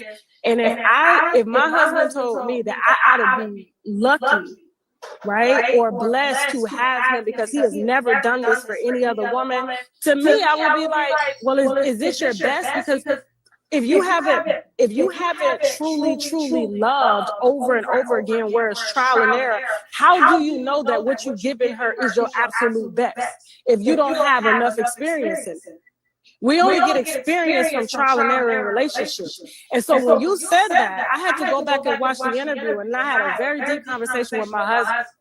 And I was just like, if for a person to say that, it's borderline. I'm not calling you a narcissist or whatever. I think when people are public figures, a lot of times the vainness, the pretentiousness, the narcissism does come into it, because a lot of times you have to be self-absorbed. You have to not reflect self-doubt. You have to, be your biggest fan and stuff like that. And you got to kind of brush off self-doubt. So yes, it can come across as narcissism to a lot of people, but if you don't know how to turn that off and dialogue with people on a real life level, and you intertwine your creatorship with being in a relationship, like that could be taken as borderline narcissism. So like if I were her as a woman, I would feel very like, well, I'm supposed to be privileged that this is how you're treating me, but I'm telling you as a woman that's in a relationship with you, and there's no other women that can really speak on it except for your baby mama, that I don't think that this is the best. I don't think that this is what I deserve. I think I deserve better. Do you understand what I'm saying? Like this is me coming from the best place for me. I'm not trying to. Now, I understand what she's saying, okay, about how it can seem narcissistic. I want to be clear, first of all, narcissistic behaviors and narcissistic personality disorder are two far different things, okay? A person who has a narcissistic trait, that's just like a person who's what you call it, a person who doesn't like to go outdoors, right? A person who has a personality that's more even keel. It's just a trait. It doesn't mean that you're a bad person. So we get narcissism. That's narcissism. It's narcissism. It's almost like the word narcissism itself is negative. Narcissistic personality disorder, that's the problem. When your narcissism is affecting your life and others around you negatively. Okay, so there are actually people who actually want to be narcissists. They want to be focused on their endeavors, their life, their agenda, and zone out the rest of the world and care about achievements. And they've learned that most people who are very successful in life have some narcissistic traits. Now, what they get into narcissistic personality disorder, it's not that the person who has the disorder and the person who has the traits or tendencies are that far differently. It's more where they go in life, which kind of puts on their display. Let me explain. Let's say a person is narcissistic by way of how he approaches life. He or she is very driven into their career, very driven into their plan for life, their own endeavors. All right, cool. With that comes achievements. With that comes praise and adoration and validation. Now that builds self-confidence. That builds the belief in yourself going forward. It shapes how you see yourself. So if you are a person who is successful in life, and when you walk outside, your outside world displays that. They revere you. They run up to you all the time, talking about how much you changed their life and how much they watch you, and they talk about your achievements a lot. And when you have became something of yourself, there's a new respect you have for yourself. Do you understand? So it's for the narcissist with personality disorder or narcissistic personality disorder, this person can't see themselves outside of the achievements and everything they work so hard on. So they want everyone to respect them according to those feats, because that's what they care about. When they don't get that, they can show negative behaviors.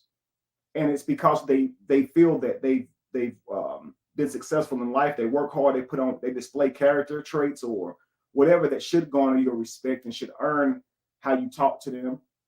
But the people that's in these people's lives, they're in constant struggle to try and get the person who is caring about their achievements and things like that to see them as a person. So they more like say if a woman is married to, say, Marcus Garvey, Martin Luther King, Jay-Z. I'm not trying to name world changers. I'm naming people who are really successful in their own right.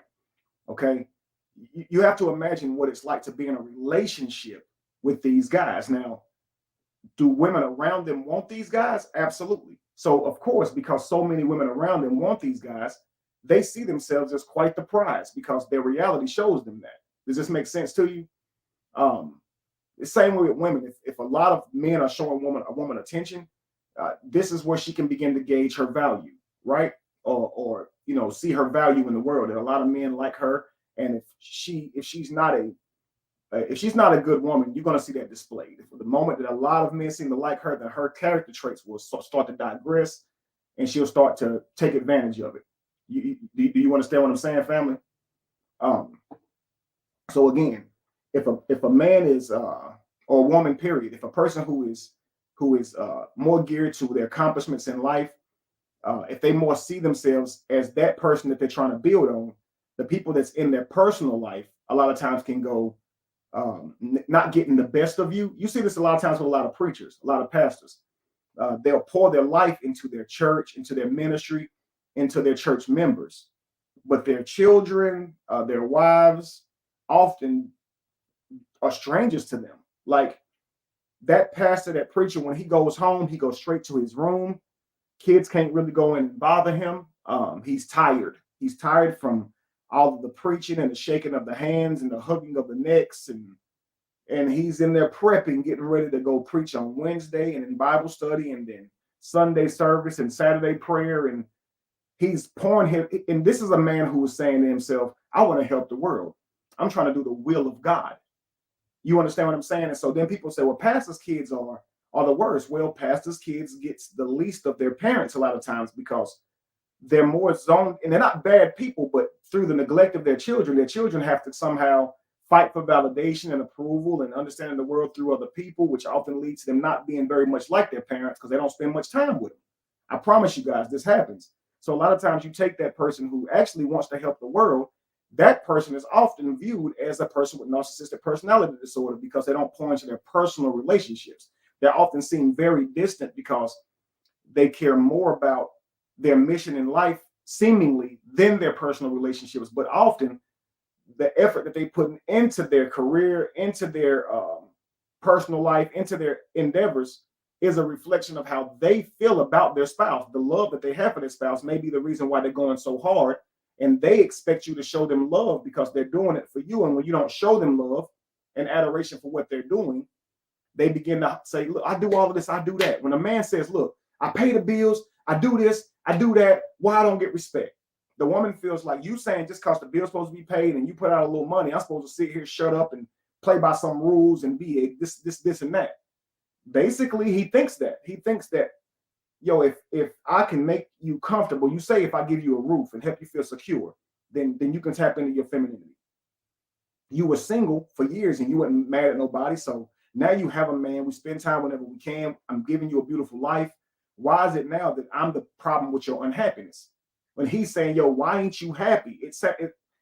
The man should be taking a more mental approach into understanding what she's going through. But instead, it's more of a defensive approach as to, yo, like, why ain't I getting no peace? I'm working my tail off. I'm doing everything I'm supposed to do as a man. But when I come home, it's just more complaints. You understand? And the man starts to feel like, yo, when I walk out in public, and this is things that I can tell you, I've heard my brother say, yo, when I go out in public, the respect, the love that people show me, man, it lifts my mood. It makes me feel way better. Like the respect and the love that people show me outside, but it makes me wonder, like, wow, why ain't he getting that at home? See, I get more of that at home. My wives, they make sure that I know I'm special. It ain't really nothing y'all can say to me that my wives haven't said to me. Like they show me love every single day.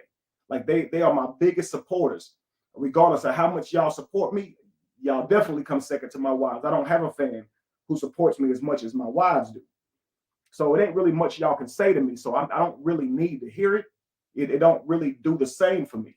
My wives treat me like a celebrity. My wives treat me like I'm a success. My wives treat me like I'm a great father. So when y'all run up to me and say, Kevin, the things you're doing for the community my wives say this to me. You understand, family? So when a man is getting validation at home, he's less likely to try and go get it from somewhere else. And ladies, take a mental note of this. When you make a man feel appreciated, when you ask his opinion, when you pour into this man, he's less likely to cheat because he's less likely to look for it outside. He's less likely to go to where he is respected because he gets respect at home. If he's going around his boys because they respect him, they'll show him love. They'll respect him for his achievements. When you married this man, you became his family. And one of the things that successful people understand is family don't see them for their success. They see them like they just little old such and such from back in the day. And so as a wife, you can't live like that in your husband, right? As a husband, you can't live like that in your wife. You got to constantly be seeing the person that they are today. You can't be sitting here saying, oh, that's just Johnny when your husband goes off and becomes a success. Or that's just Rachel when your wife goes off and becomes a success. You got to be the first one there cheering, right? Like good for you. And the reason is you saw them in their process. You watched them. You've seen them change from one person into another.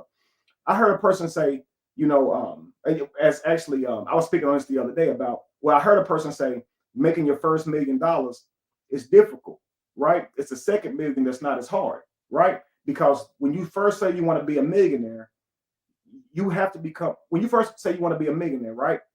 The person that you are today could never accomplish being a millionaire.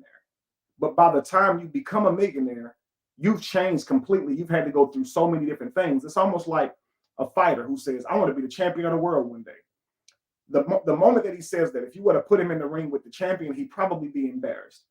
But by the time he makes it to his championship fight, there has been a process, family. He's lost some, maybe not lost a fight, but he's taken some hits. He's got some experience now. He's worked out. He's gotten stronger. His stamina's gotten grew. His body's gotten stronger. You understand? He's built. And by the time he gets to that championship fight, he's not the same person who dreamt of it. You understand? So by the time your husband becomes a success, he's not the same person that you married. By the time your wife becomes a success, she's not the same person that you married, family. And you got to recognize that in each other. You got to see those things in each other and celebrate them. When you see your partners growing, when you don't do that, then they want somebody else to see it. Both of them appear to be someone who seeks outward validation. And I would say, I think a lot of it's due to not really knowing what makes your person feel loved. Like if you're saying everything that you can to your spouse, you say you take Brianna for instance, she's probably been hearing things about her physique or her physical her whole life. So telling this woman that she's beautiful, telling her all these things probably ain't going to mean much. But if you more so focus on the character of her and what you've been seeing her do around the house, what you've been seeing her do in life and how she's growing as a person, she'll probably see that there's more taking a more invested interest in her. You understand? Because you're looking past the exterior. And a lot of times women struggle with men seeing past their exterior in life. You understand? So men struggle with women seeing past their ambitions or past their accomplishments. So if a woman speaks to who that man is outside of those types of things, it makes a man feel more special. You see what I'm saying? And someone says it's called acknowledgement. Absolutely. It's the best way to say, I see you, than to say, you know what, I've been watching you and I've noticed that you started doing this differently. And I just wanted to say, I think that's dope. That would encourage your partner. I promise you, man. Like, anyway, let me continue. But it's like we get better as human beings by trial and error. You've only had 2 relationships. What do women want though? Like what would be the typical great guy for a woman? But see, that's general. You can't generalize every woman because every woman is different, right? Every woman is different. Just like when you wrote your book on like how to be consistently good in bed. I've been with men that are phenomenal in bed, but emotional, they are assholes. And it's like I would rather be with somebody that is emotionally stable than have me out here sex crazy and going crazy. Do you know why that's true, family? Because life is about balance. Do you understand? My brother, back in the day, my brother would always tease me and say, Kevin, you like to cake with women, right? You like to keep them around. Because I wasn't the type to really do one night stands and live in how many women I could get. Even at what I would say is my single, when I'm single, I still would have a few women that I was dealing with, but I dealt with them. I dealt with all of them. You understand? Like wasn't no one time. It's like we talked on the phone, we met up, we would plan dates, I dated and I would date these women for a period of time. You understand? So, but I wasn't the type to just have a woman that I just met today and I'm about to sleep with her and that was it. So I've always built relationships with the women that I was sleeping with. I've always worked with the women that I was sleeping with. Whenever we were dealing with each other, you know what I'm saying? If they needed something or whatever, I was there for them because I'm like, yo, we doing our thing together. I got you. You know what I'm saying? So I work with women. They could call me and talk to me. All of that. You can say it was somewhat like a working relationship, but there was just no titles on it. But I was always going to be the best man that I could be with a woman. So I've had a lot, and also I've been married since I was 20 years old. So there's a lot of things that I have understanding of because I've maintained relationships. When you have to maintain relationships, and this is whether or not you just sleeping around with each other, people are vital. People are important. So regardless of who a man allows in his life, it should be a relationship that he values, and he should always be trying to see the value in those relationships. So he shouldn't just be smashing with no thought for who this person is, who this woman is, what she got going on, what she go through in her life, what her traumas are, because it's a lot to that sacred act, family. You know what I mean? So anyway, I'm far different because I've had way more experiences with working with women. With my brother, he was more like a Rolling Stone. He didn't take any woman serious. He moved on, stuck and moved. And if he didn't like a woman, he ditched them. You know, like where with me, I worked with, I understood, I had conversations to try and understand more and things of that nature. So I guess you could say I have a more feminine approach when I'm discussing things like that with a woman because I can understand and hear her, and I know kind of how to say things to not trigger her and get her to think because I've worked with women and I know things that can be triggering in certain ways you talk to women that can be triggering. I've learned these things, and I try to challenge men to maintain relationships. It's one thing to be able to, crack a woman open and sleep with her, but it's another thing to be able to maintain the relationship. There's this saying that greedy people want, but they never have. So a man can be going around knocking down all these women, and he might find,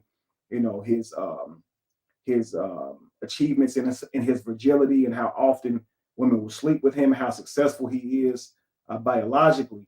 But if he can't maintain those relationships, it's not really productive to his life down the road.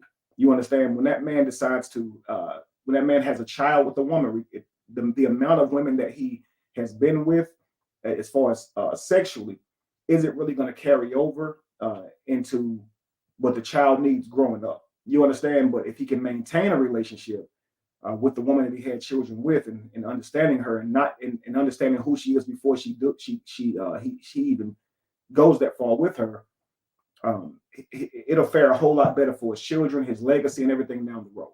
You understand? So a man shouldn't just be so overly masculine that he forsakes the feminine altogether. And being able to communicate and understand each other, and this is why they say communication is feminine, because it involves your feelings, and it involves your spiritual place, your mind. Do you understand? Very, very important. And a man should 100% be working on his spiritual world, his feminine world, just as much as a woman does. It just should be displayed differently. You understand? And a woman should also be masculine, believe it or not. There should be a balance. But in how you guys deal with each other, then a man leads with masculinity, but he still is able to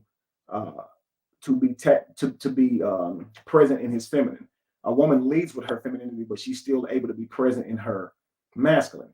You understand? When a woman sees her man and she sees that he's down, and she begins to think about what she can say to encourage him, this is actually a masculine move. She sees a problem, she's trying to fix it, she's thinking about it, and she's going to take an approach to say something to uplift, to build. This is a masculine approach, okay? When a man sees that his woman is very, very sensitive, or at the moment, and she's going through things, he doesn't always call her out on every mistake that she makes. Sometimes he understands that she's depressed right now. She's not going to be her best self. This is a feminine approach, because men call things out that they see. They're very confrontational because they live in the physical. Do you understand? I have this thing where I talk about how men display their masculinity by using their strength, their physical. Like when a woman needs to lift something, needs to reach something, needs to open something, needs to kill something, the man jumps to do this when he wants this woman. every time that she asks him to do one of those things, it's almost like an opportunity to get approval. Can you lift this for me? Or he sees her about to lift something and say, but let me get that. When he lifts that, it's like, look, I'm useful, right? I'm strong. Look at, I'm capable, right? If she's trying to reach something, he's look at me. Let me get that for you, baby. Oh, baby, can you reach this for me? This makes this man feel powerful in that moment to display that. Not used, not like he's a lame. You understand? It makes him feel powerful in these moments. She needs protection. He get the who bothering you? He get the deep voice. When she's hurting, he comes and say, what can I, what's wrong, baby? Let me see you smile. These things he goes out of his way to show his masculinity. Okay. When a man has a woman that he's married to, this is a good man. You say that's a good man because he's going out of his way to show how masculine he can be, right? He works hard. He's trying to achieve in life because he wants her to see and witness these things. And he wants this to be reasons that she adores him because he can be so masculine for her. Now, when a man is doing that, but he doesn't have a wife who will outrun him to pick up a piece of trash on the floor, who will, because think about this. If he in his mind is saying, let me get that for you, babe. Let me open that for you. Let me reach that for you. And he's doing this with a pride. Why doesn't she, on the feminine side, have a certain pride about, I ain't going to let this man pick up a piece of trash if I'm in the same room as him. If I see him reaching out to pick up something that was already there, I'm going to say, let me get that. Now, not if he drops something right there on the spot, I'm going to go rush to go pick it up. Not like catering to his every whim. Because some things that he can do, he can do. The things that you can do, you can do. But the man knows that you can probably take them bottles of water in the house, but he just ain't about to let you. He going to say, let me get that, babe. And it's okay if you go to him and say, hey, baby, I got everything but the bottles of water. Can you get these waters? Yeah, baby, I can get them for you. Yeah. He's going to be happy to do that.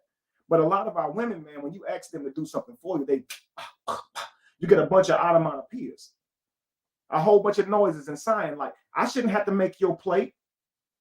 Like, but the man is saying, let me lift this for you. Let me open this jar for you. Let me kill this spider for you. He's going out of his way to do this. So you got to understand, if this man is doing this, that's a good man because he's showing that he could be masculine for you. Men, when you see that a woman complains about making your plate, when you see her complain about cleaning up around you, when you see her complaining about getting a piece of dirt off your clothes, making sure your collars ain't all jacked up. When you see her failing to be feminine around you, I'm telling you now, she has a problem with being feminine, or you ain't the one. In both cases, it means go ahead and move on, because what you're going to have is a woman who does not understand balance. When you ask her to fix you a plate, it makes her feel demeaned, like she's your waitress or maid. It doesn't make her feel pride, like let me show him how I can decorate a plate. Let me show him how good I can cook. Oh, you hungry? Let me show you what's up. In her mind is traumatized, yo. When you ask her of these normal things, in her mind, it's, you think that's all I'm good for. When you say, I want you to raise the children and stay home and nurture the children while I go out here in this world and make it happen. In her mind, it's like, so you think all I'm good for is being a mother. You need to understand that being a mother is probably the highest calling that you can evolve to, number one. Every person that ever came to this planet came here via a mother. Every person, you're the access to the world. To tell you to not want to be a mother, to tell you to complain when someone says, I want to see you evolve to the highest calling and be an amazing mother. You're offended by that. You have to understand, like, it's hard to work with a woman like that, because that's what you would call contentious. She's gonna be a problem because she has not worked on her masculine nor her feminine. Do you understand that? I'm just saying, fam, I needed to get that out there. Like, you should be racing to show each other how feminine and masculine you can be for each other, family. It should be on permanent display. And that shows how much you guys are willing to love and work with each other, because love should look like something. You understand? So yeah, if I'm walking and let's say if I see a piece of trash on the floor and I'm about to go get it, Lacey or Jamie are 100% say, baby, let me get that. You see what I'm saying? If I get my cup up to go get some more drink, Lacey or Jamie say, let me get that for you, baby.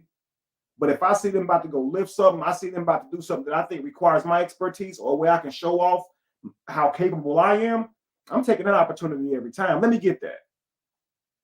And when I'm doing it, I'm hoping they watching. I'm hoping they see that what you were struggling with, it don't even faze me as light as a feather. Okay, even though you see me sweat, you want don't let them sweat beads fool you. All right, I got some more energy after this if you want to try me.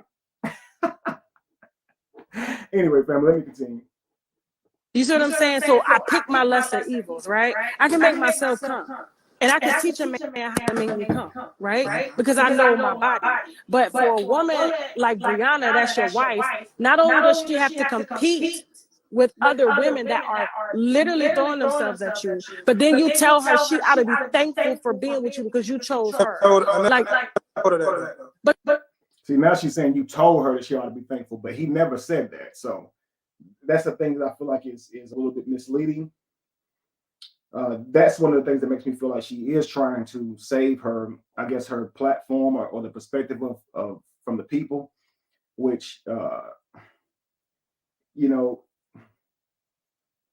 yeah, I just think that question or what she's saying right there is a little bit misleading. A lot of you guys saw the interview. You guys know he didn't say that, right? Put in here if you saw the video yourself, and you know he did not say that. You know what I mean? So let's continue.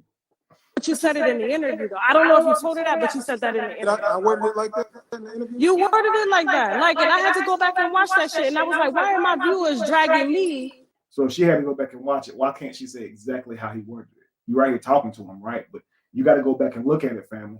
He didn't word it that way. But let's go. Because I was so tired. There's no excuse.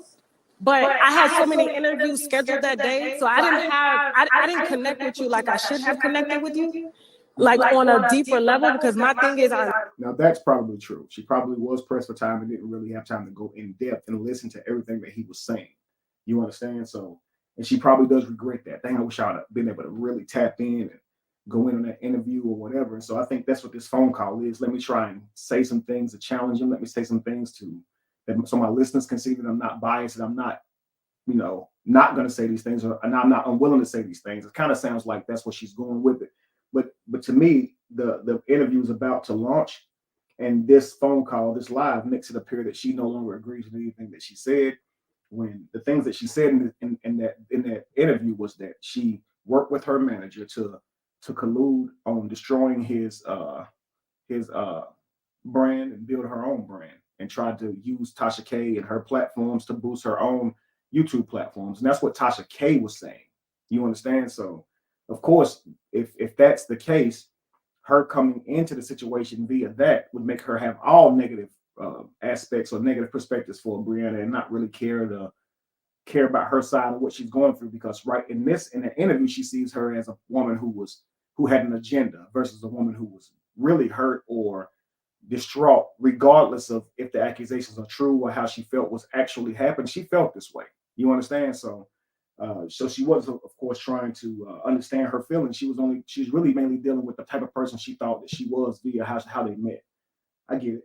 Let's go. So I advocate for Black families so hard that I want to see y'all make it through. I don't want to see a lot of this outside social media. You guys put out what you want people to see to determine the trajectory of your relationship. I want you guys to be able to separate real life from creator life. Okay, there's a creatorship and there's a relationship.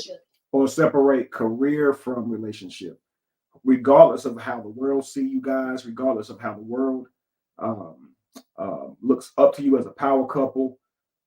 This is the point. There's back to the drawing board. Okay, here's who we are. And in order to have a happy relationship, here's who we must be. And so in order to manifest who we're supposed to be, who we must be to have harmony, then there's a process to becoming that person. Are we both willing to do that process? Are we both willing to be, do we feel that each other has the value for both of us to pour into this thing? You understand, to become better people. So we can have a happy relationship, because clearly this ain't it. You understand, there's been a lot of wreckage. It's been a lot of both of us not being exactly happy. Both of us definitely complaining about how we're being treated. That's definitely been a lot of that. So social media isn't the place to post it. It's more like, let's regroup. Let's have a conversation, meeting of the minds. The person that you married, and have that build. And then the first step should be to bring in people who are experienced, family who's invested into seeing the relationship work and seeing the children be happy, and family who has been married before, because you should have a tribe. You really should, family. Somebody who you both can talk to and get the friends who don't understand your relationship, friends who already had divorces that want you to join them in being single, and they want your life to be the same as theirs. Those type of people you don't want to listen to. You really want to talk to people who has a vested interest in seeing your family together, the best interest at heart. Well, let's continue. And your relationship, when the phones turn off, this is when we dialogue. And that's what I said in the interview, you got to protect that, right? You have to, if there's something you got to protect, you have to protect that part, because at the end of the day, this is your family. If something happened to you today, Brianna's the one. If you drop dead today, Brianna's the one that will be proceeding over your funeral. Brianna's the one that will be making any decisions on your behalf at the hospital. That is the woman that will be beside you. That regardless, because she's still legally your wife. That's the reason I carry myself the way I did, like through all of this bashing that she's been doing, through all these made up stories that she's been making up about me. I still That's true. He has not exactly handled it the way I wanted him to. I was telling my cousin Rico the other day that if it were me going through this situation with my wife, it would have been done and over with by now. I would have already had a very serious conversation with her, but more than that, I would have protected myself at literally all costs. So I possibly could have made the situation even worse, but I know that I would have reacted far differently. My advice to my brother was, you should be as relentless about protecting yourself as the other person is about destroying you. And my brother has so many videos that he could have posted to protect himself. Now, would it have destroyed her? Absolutely. Had I been the husband, I would have posted those videos to protect myself. I probably wouldn't have taken into account the mentality of my wife at the time, because I probably would have saw her mentality is also being leveraged against me to control me. When a person says they're going to hurt themselves and stuff like that, it's a lot of times to control what you do so they can destroy you. And if you think now, if you respond back, then they're going to go hurt themselves, so now your hands are tied. I wouldn't have thought that far into it, family. I would have protected myself relentlessly. I would have said, here's what I've been going through. It would have been one long video. I would have broke down what happened that day, but I also would have shown that I have taken the time to try to fix this. I have recorded it. I have proof. Here it is, because it was made public, and I'm clearing my name, and I'm done with it. But he took the approach to protect his family, even if it meant him being martyred in the process, him being publicly destroyed, humiliated. And he could have shown those videos a lot sooner than he has, but he did not. And I kept saying to him, bro, you need to go ahead and do that. When you do it piece by piece, it kind of looks like a tax when you could just show it. And but he's like, I care about her well-being. I care about my family, man. And look, when a person tell you that, you just got to respect that and say, I understand. Well, that was my suggestion. I would have shown all of it. I would have showed it all. She's on there doing all that talking, saying you abused her. I would have been on here showing how I didn't abuse her and showing how it's actually been the other way around. And we would have been done with it, man. It wouldn't have been all of this. You know what I mean? But again, you can't see the end from the beginning, and he was trying to take the approach of protecting his family. And he's still doing that. You know what I mean? So regardless, it's hard to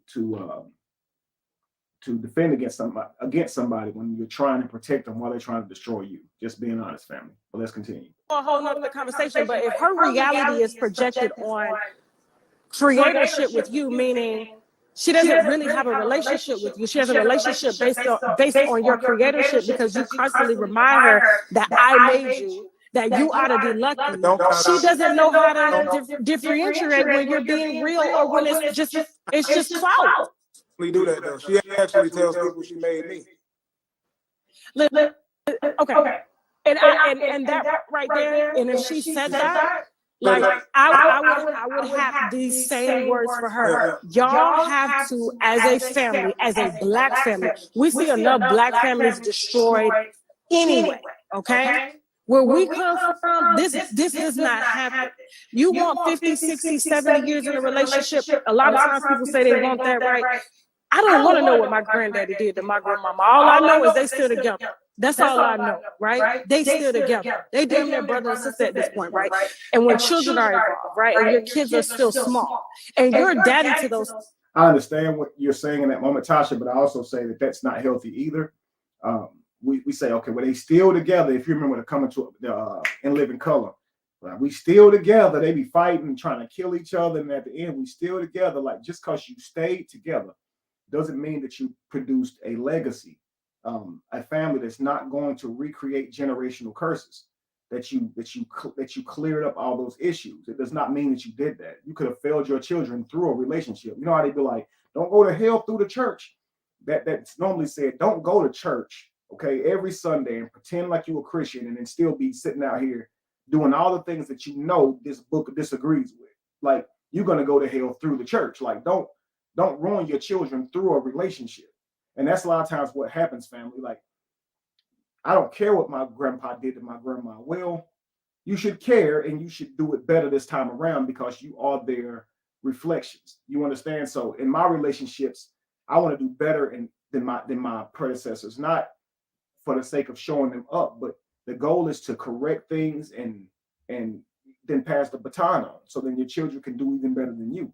You understand? So there should be discussions. There should be open discussions about, the things that they've been through so they can teach us on how to better respond. Our experiences should be the Bible that we live by.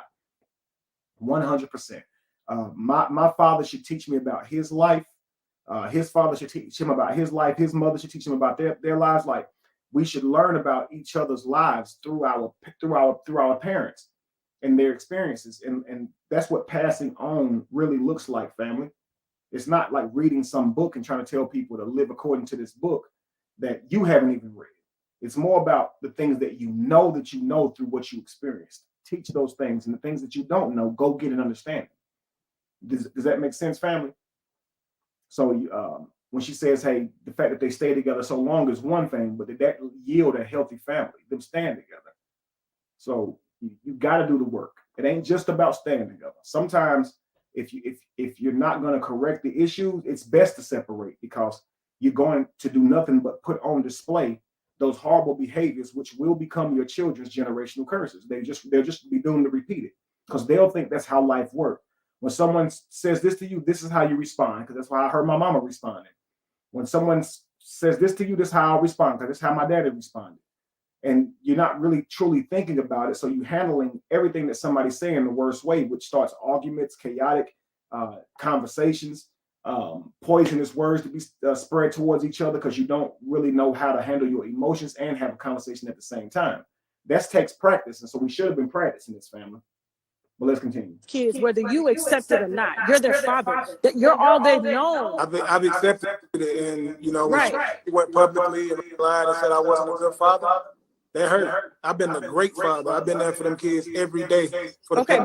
But this is not being a great father now. And I'm gonna put something in you right now that I hope, if you don't take nothing else that I said, that you take this. Black men, listen, when first of all, when you go out and you take a wife, okay? I know in the scripture it says when a man findeth a wife, he foundeth a good thing, but that's not for him to hold over her head as if like, you're not gonna find another man is not gonna find you attractive or do what I've done for you. Now, yes, it makes it hard when a woman has multiple kids because a lot of men don't want to take on that extra responsibility. And it's hard to build relationships when your partner got 4 kids and you got 4 kids. That's 8 kids in the mix. Y'all got to make a lot of money. You can't like spend a lot of time together. But as a black man, like, I don't think y'all understand. Like, y'all make or break the family at the end of the day. If your woman is out here and she's on 1,000 on the internet, you, even right now, have the ability to shut that down by enacting a stable foundation. Whenever the foundation is shook, it's because the king is shook. When things go wrong in my household, it's because... Not always. Let's not say whenever the foundation is shook, it's because the king is shook. No, the wife can be tainted as well. And he can actually have a firm foundation, and she honestly just wasn't marriage material.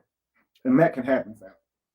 Now, she said something here whenever the man fails to protect his family and lead his family, therein lies the problem. And that's true. She said something else. If he could end all of this, he could. She called me. She said she wanted to be together.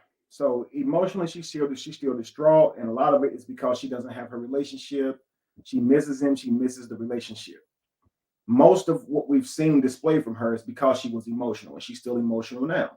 So the man is probably thinking here, I probably could make it end. I could go back, talk to her, and talk about fixing a relationship, healing a relationship, and being together. That probably would make her stop. But that's still the person who is trying to ruin me online. I don't trust it. I don't trust being around her. I don't trust the conversations that I have with her. I don't trust that the things I say to her can be in secret. I don't trust being vulnerable with her about my upbringing, about my losses in life. I don't trust having conversations on the phone around her because she took a lot of that stuff and ran with that. So yeah, I could go fix it, but uh, it would be a temporary band-aid because the person that I'm fixing it with is the problem, is causing all of the chaos, and they could just do it again. And they're still showing that they can do that. They haven't learned from it. So it'd be very difficult to deal with somebody and say, go fix it, when so far um, it seems that it's unfixable. You understand? That person on the other end really needs to learn the weight of their actions so they can stop doing them. But if he's constantly saying, stop going online, stop doing this, and they still doing it, then obviously this is a person who his words, his advice is not being taken. It's just not being considered at all. So you're saying you can make this stop. And he's like, the only way I can make this stop is by going back and telling this woman I want to be with her, which is not something that I really feel in my heart right now. And if I say that, I would be lying and being manipulative, and I don't want to do that. So the worst case scenario is just going to have to play itself out. This is how the breakup is unfortunately going to look. It's going to be very immature. It's going to be very petty. And he's probably he probably has to take some accountability for that 100%, because both parties have to see their contribution to it.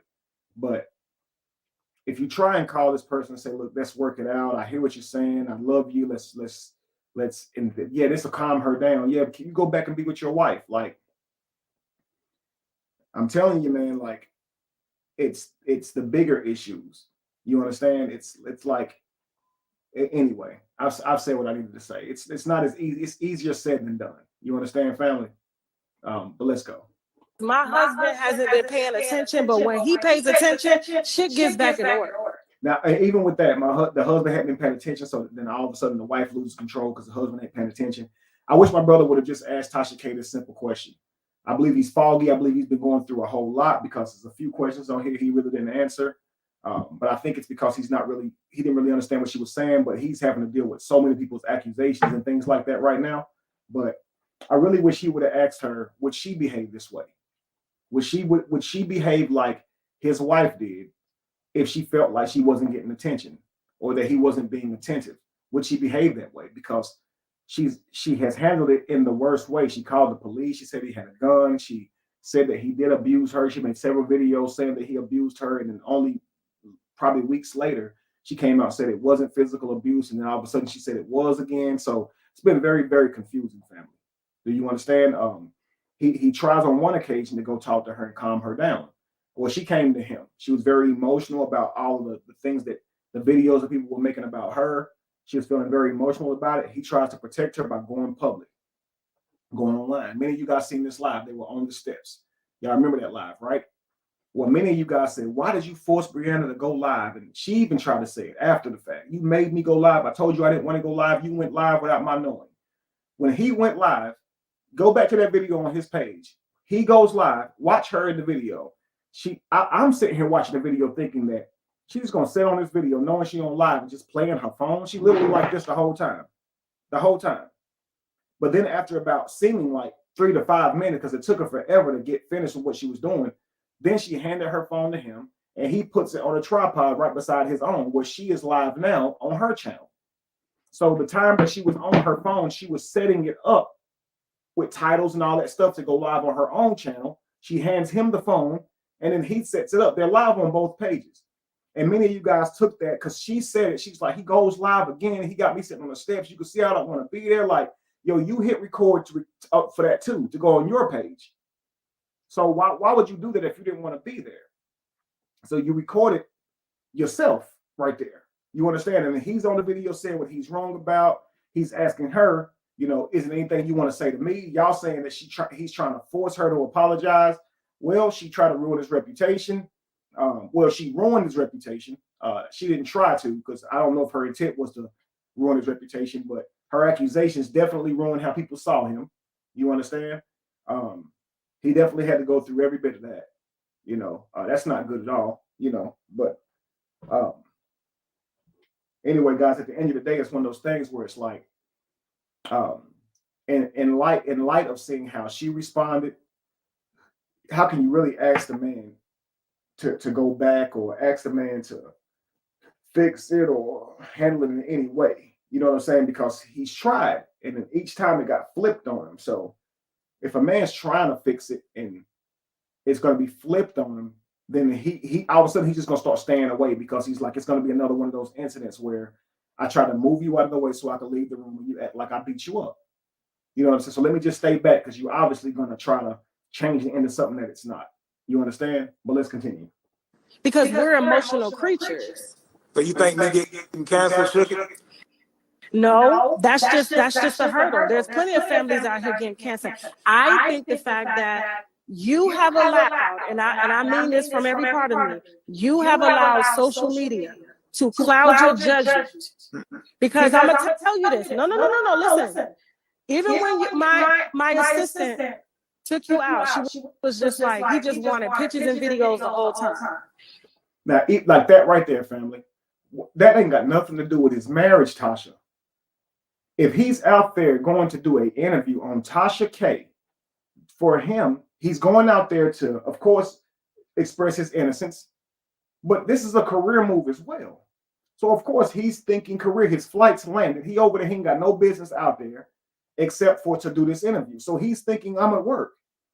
So whatever thing that your assistant said to you behind closed doors, that shouldn't have been mentioned to this man out here. Like, he got to be accountable for what he was doing in his phone when he met this woman who he don't owe a damn thing to. That has nothing to do with who he is in a relationship. So it's like, you telling a man who's fresh out of a relationship, who's probably trying to dial in and stay focused on his business and endeavors to keep his mind from all the pain, that he's too invested into his career right now, when that assistant is not his wife, you're not his wife. So if he's filming and doing all these little angles or whatever, he's getting his content up. He's a content creator, so he's in the business mode. Do you understand? Like, you can't say, well, even my assistant said that you was in your phone, or that you had more time for that. Well, what is he supposed to be doing? What should he have been doing? Talking with your assistant? Like what? He's there to do an interview with you. He's not about to sit here, and he doesn't have to sit here, and he don't owe her anything. So if she gets back and be like, well, this man seemed like to be like this and this and this and this and this, okay. What I don't get what you're saying. You're taking one moment of meeting somebody and saying that's how they are. You met this man in work mode. You flew when you fly him out to you, he's coming to work. He's coming out to do work. You got to understand that. Just like when you fly out, you're probably in work mode or business mode. Now, I don't do a lot of that content creating and hit record, but I probably should. And I need to do better about that. But he's very good at that. He's going to remember to get these angles, because you might need them later. You see what I'm saying? So he'll get all that stuff and have them in his phone for later if he needs to build on the content. I don't know if you do that, Tasha, when you go out to interviews, if you're constantly getting angles, and you probably don't do that stuff or whatever, but he's a different type of content creator. None of that leads to who he was in the relationship. So I don't feel like that is fair right there, to start talking about other people's opinion of the man. That I don't believe was right. Okay. But maybe then you thought that information was some type of evidence to support what type of person that he was. But no, people are very multifaceted or complex, and you can't take a moment of seeing them how the man, like, you can't watch a football player play football and say, yeah, he's probably aggressive in real life, because look at how hard he goes on the football field. You know, no. Now he's clearly at work, and because my brother doesn't have a field or necessarily an office to go to work in, that can look like anything. That can be anywhere, anytime. That if he feel like something needs to be recorded, if he's eating, if he's in a scene where he wants to set up and do a recording, he's just going to do that, because he's always thinking work in terms of when he's out for business. This doesn't mean that this is the type of person he is in marriage. You understand? Now, of course, if Brianna said every time that we're out, this is how he does, then that could be indicative of something like that. You understand? Even our personal moments, like we go out on personal dates It's not about social media. I make that known. I don't want this displayed in any way. I just want to go out and have a nice dinner with you. Because you got to understand, family, like social media can really take over your life when you understand it. You realize like algorithms and getting paid for views, your food could pay for itself because you recorded yourself eating it. Your outing, your vacation can pay for itself. Your wedding could pay for itself. So when you guys say she spent 30 grand for a wedding, she has made that money back 10 times. Those videos did 1 million views. She's made way more. That was a great investment, her wedding. Content creators have a beautiful opportunity when they get monetized. They can literally live their regular life, film it, get views, and pay for a lot of the things in their life. One of the problems with that is, though, is if you're in a relationship where you're trying to build with the person and you record all of those dates, all of those outings, the other person, especially women, I haven't seen men really talk about this when it comes to social media, but women especially start to begin to feel like the relationship isn't as real. It's just one of those things. And so you have to take time to do some things that you're not recording, that you're not filming. You just have to, because that time is essential. You understand? Like women are spiritual beings. They're feminine, so they want to spend time in conversation and exploring your thoughts and creating beautiful experiences and things to remember and reflect on and things like that. Like this is very important for your wife. You know what I mean? So yes, you're going to have to find time to make these moments private, even though you probably love to record them. They make great content, but it show other people you guys loving on each other, you guys being on dates and whatnot. But a lot of times, you know, your woman might say, look, I don't want to film this one. I want to go out and I just want to have some personal time with you. And you're like, dang, I wish I could have. That plate looked good. I wish I could film this real quick. Well, let me just leave it all off the table right now. It's time to build on your relationship. Don't worry about the rest because of how the other person can perceive it, not because that's how you mean it. So a lot of times for a woman, she's looking at the man, questioning how he truly feels about her and how he feels is displayed. If he's taking care of the house, he's taking care of the necessities, he's protecting the home, he's been a good leader and provider to the children. These are all actions that display that this man is happy and in love. You understand? But women are often in the mysterious place of a man, wondering if he still loves her, wondering if is she still the apple of his eye, the beauty of his eye, whatever the case may be. So don't leave it to her to figure it out, family. Constantly display that you love this woman. So she don't, you know, and that don't mean like saying I love you, romance. I mean, your actions should speak louder than your words, family. The way you are attentive to her, the way you speak life into her, the way you notice her, all of these things you can do. Sometimes just noticing her does way more than taking her out on a date. It's not so much as just wanting to try and get a meal out of you or get an experience out of you. A lot of times our women are really in a place where they just need to be encouraged, man. So we are not the only people who go through it because we go out in reality to where we're not respected and revered like we should be. Because men, especially black men, get really treated badly in society. Don't think that your woman doesn't go through that either. She goes through things as well. You understand? So she's constantly being measured for what she looks like in comparison with other women. She's constantly being told how she should look. She's constantly being told, what's a good relationship, what's a bad relationship. You know, there's tons of things. She has careers. She has a reputation that she wants to build and lead. She has friends and peers that she wants to, she wants respect from and a life and all this type of stuff as well. And you can't forget these types of things when dealing with each other, family, that somebody is using their one life to be with you. You know? Let's continue. When I was having a conversation with you, you were like, hey, you listen to my music. You're so hyper focused on being a creator, which is a phenomenal thing. That's how like a lot of the greats work. They're working around the clock. They're hyper focused, using every bone and muscle in their body to create. But you have to know when to turn that shit off. You do, and I definitely do. But going through cancer, going through my marriage, being caught, the police called, I'm thinking of a peaceful place for me, and that's my entertainment. And she probably felt. And on top of that, she probably felt even more neglected because a lot of times, right? People, when you get cancer, you don't know how it's affecting your partner emotionally.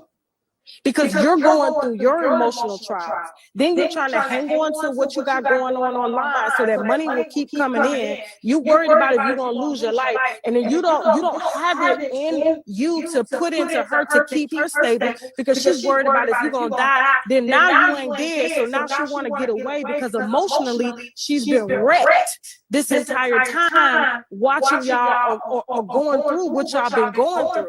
So I understand where she's coming from. It doesn't make it right how she's handling it, but while I was fighting cancer. But she fought that too. She did. You have, listen, there are caregivers. You can go to Facebook. This is one thing I love about Facebook, right? You can go to Facebook and you can see the caregivers groups for cancer patients. The caregivers go through more, I think sometimes more than the person that has cancer. Not to negate what you're going through, but they go through it as if they have it. And you cannot tell me that this woman wanted you to die, that she didn't want you to fight this. I see it that way, because like I said, even with the recordings and stuff that's been played, these are recordings that was took from 7-8 months ago, like even before cancer, like these picking fights with me and then recording stuff, recording it once I get mad. This has been going on for a long time. Because she wasn't happy. And anytime y'all see, that's what I mean right there. When he goes, okay, well, look, this has been going on for a while. Even before the cancer, she's been recording. She's been starting arguments or hit record whenever I get mad, whatever the case may be. Right now, I believe Tasha K. She went through some things too emotionally with the cancer. She definitely going to go through some things as well.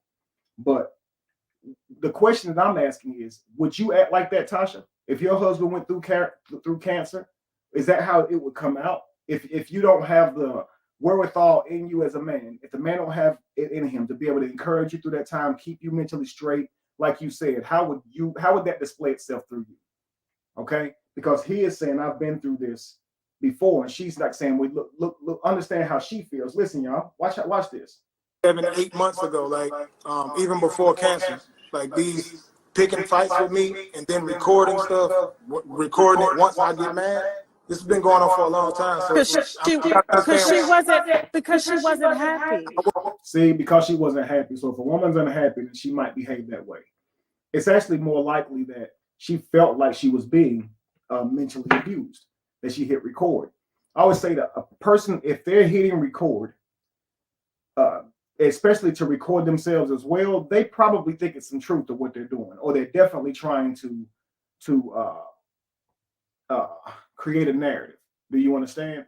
So her hit record all those times can tell me that she does feel like he's mentally abusing her at least. But what she's not seeing is that she is the one who was the aggressor, even on those recordings. Now, I can't say every time, but she's recording him because she does feel that he's wrong. This is what proves that she is not intentfully trying to ruin this man's life, but her understanding and her frame of awareness definitely needs growth. I'm gonna give you what I mean. Just like I told her on the phone, when you raise a big stink about what he believes in, right? And you say, you believe in God or energy? And he goes, well, I believe in energy or whatever. You don't believe in God, what you believe in? I believe in energy. What you believe in energy? She's obviously upset. And this goes back to her childhood and her very strong beliefs. Her core beliefs is Christianity. She believes highly that she was called and chosen by the God that she believes in. Okay. And it's causing severe pain to her mentally and spiritually, that it seems that her husband is straying from the narrative, the same type of belief system that she had, even though we grew up the same way. I can completely understand how that feels. But when you feel like someone, okay, they don't have the same beliefs and it bothers you inside, this does not give you a right to belittle them about their beliefs. Now, these things we have to learn in life, because frankly, we haven't been exposed to that. I'm sure she's never been with anybody or dated anybody who was Christian, who's kind of seeming like their views are changing. Not their perspective on believing in a God, but the Christian belief. if a person seems to be straying from that, you've seen mothers disown their children, you've seen fathers disown their children, you've seen family members just ostracize, alienate each other over beliefs. Okay? All right. In her mind, it's okay. I'm going to show the world that he don't even believe in God. And to her, it's like, yo, that's bad, right? That he don't even believe in God the same way I do anymore. Like, let me show y'all that he ain't even a Christian, yo. But she hits record to try and show that, but that is abuse. That's physical abuse. You feel so strongly about beliefs that you felt like you had a right to disrespect your husband to that degree by hitting record and challenging him on his beliefs. Now, flip this, guys.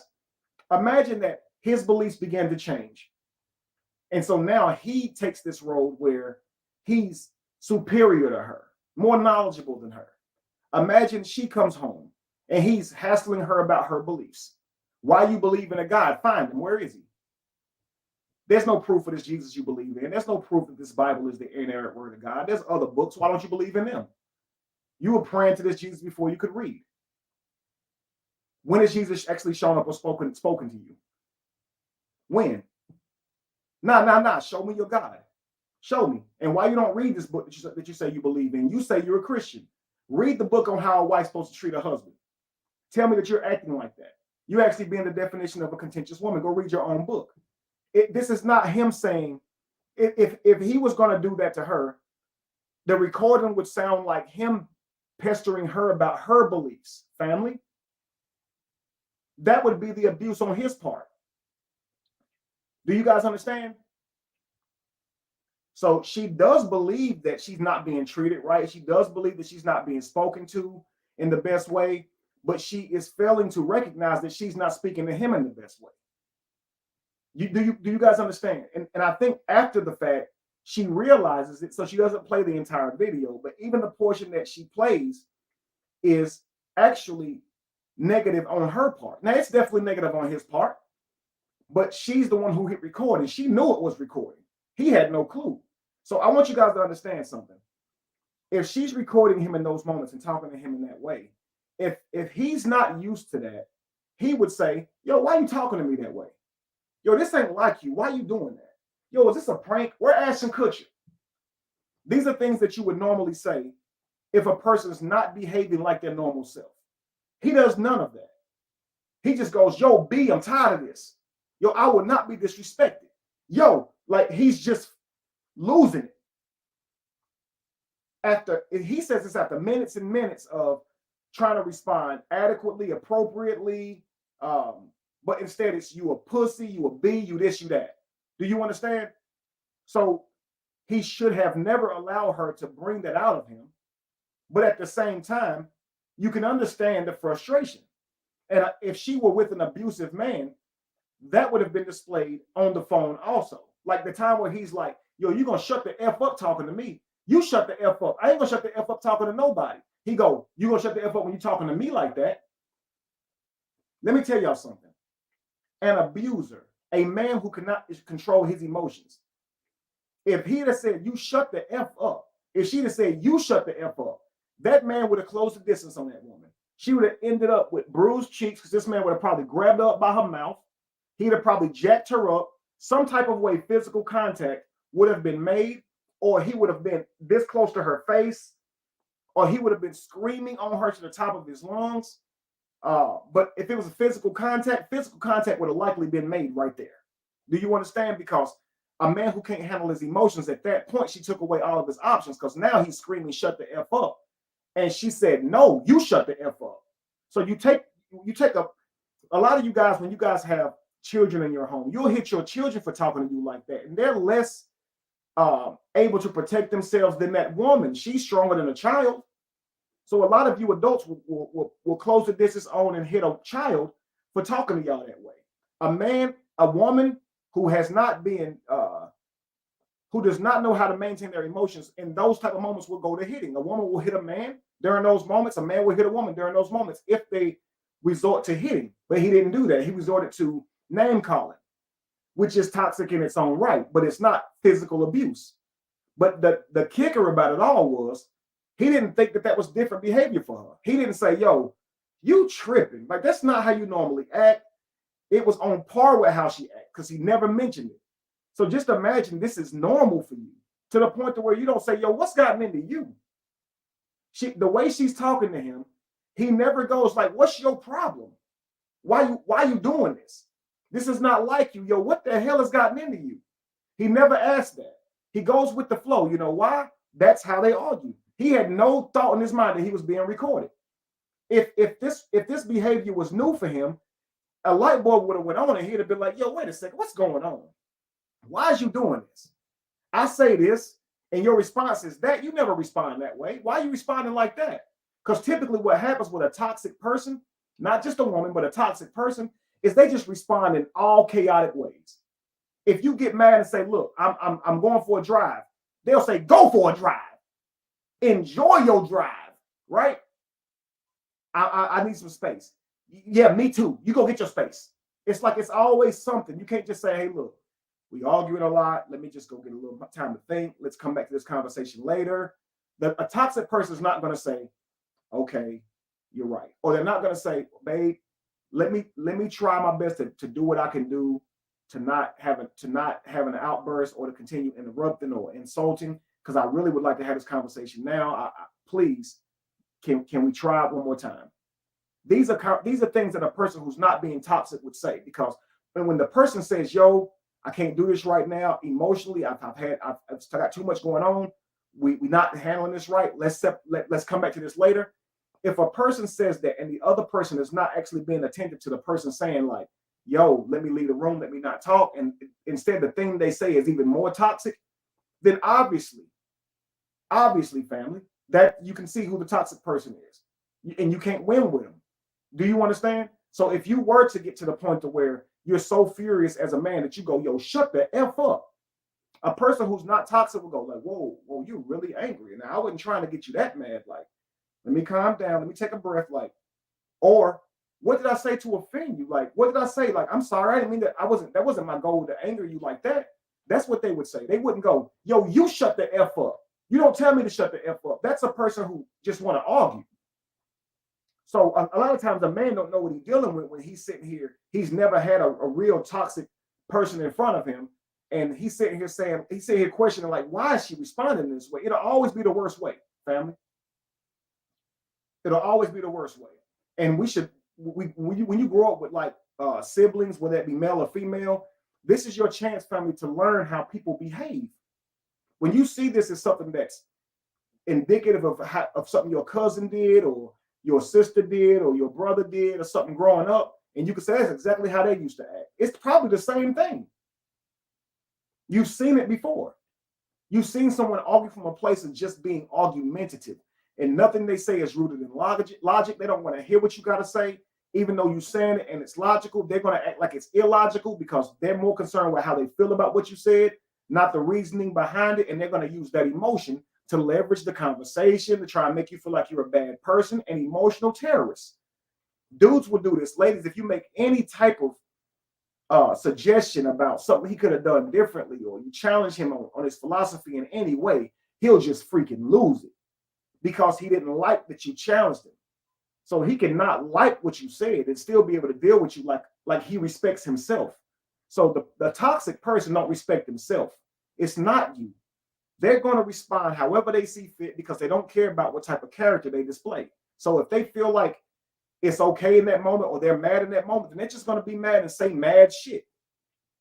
I swear to you, family, they're not thinking about the future and their character and their principles and how they talk to people, because they actually believe that the way they talk to people is justified due to how they felt. They're not actually, their principles are not more important than their emotions. And that's a very, very toxic person, because they'll use right and wrong and shame and guilt to try and leverage a conversation.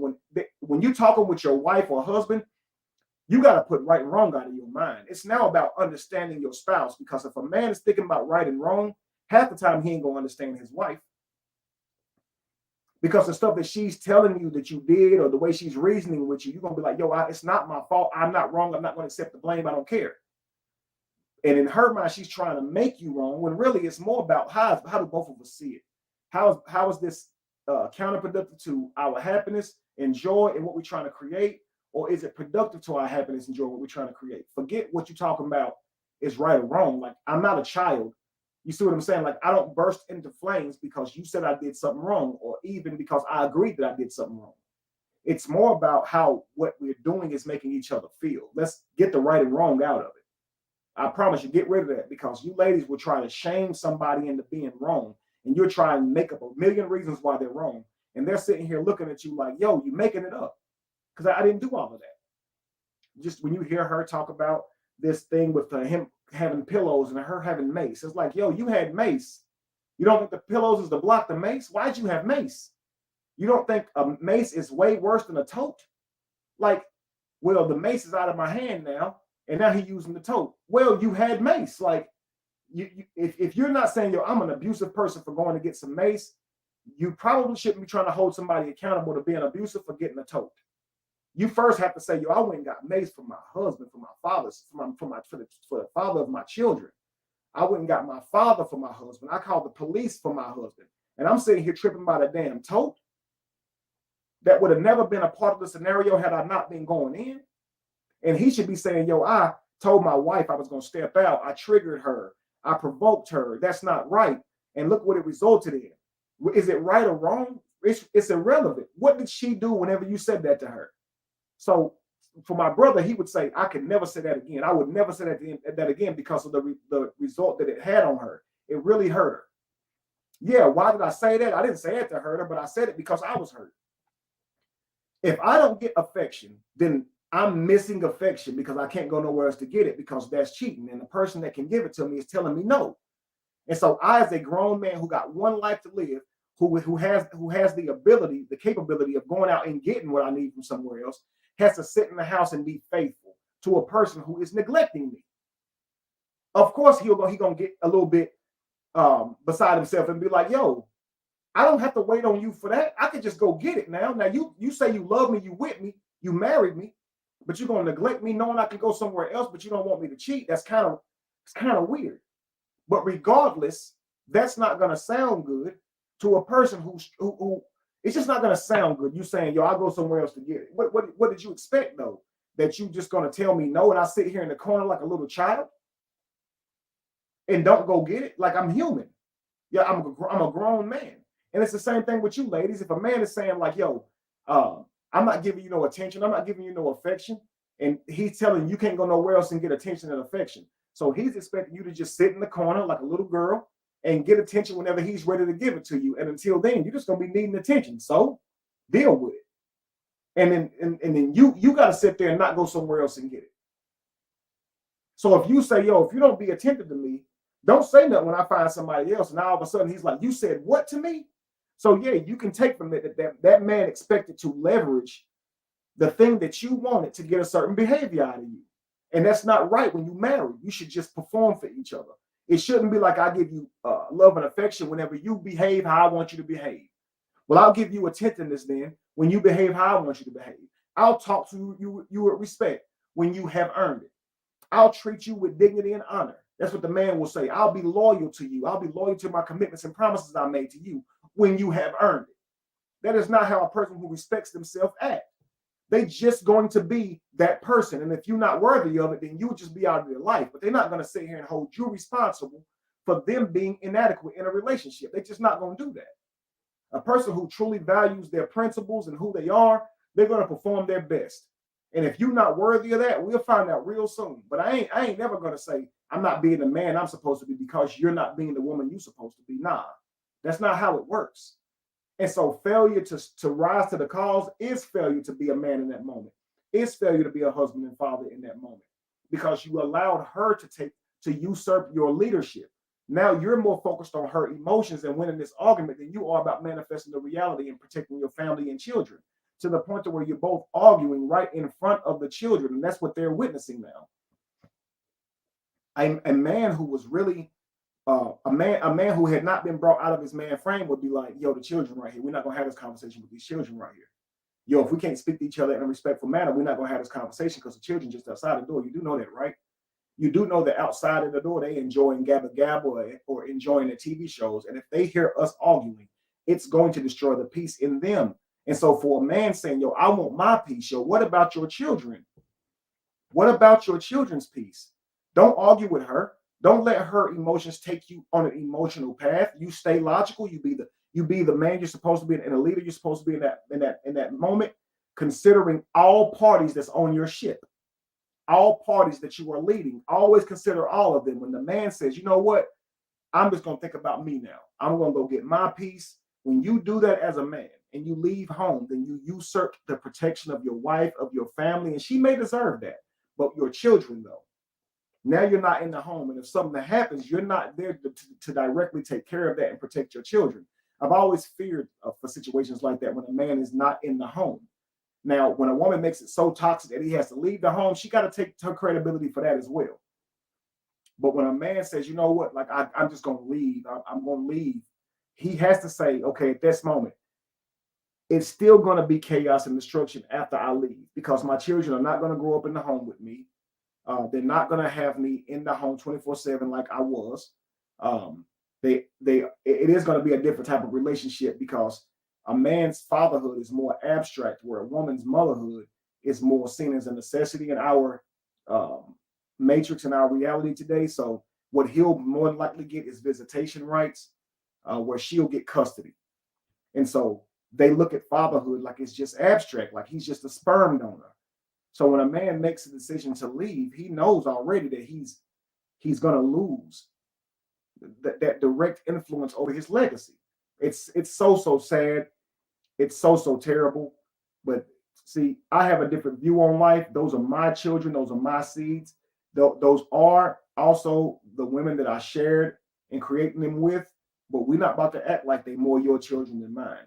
Those are my seeds. Those are your eggs. They're ours together. I love my children more than anything in this entire world, and you will not act like I'm a second-rate parent.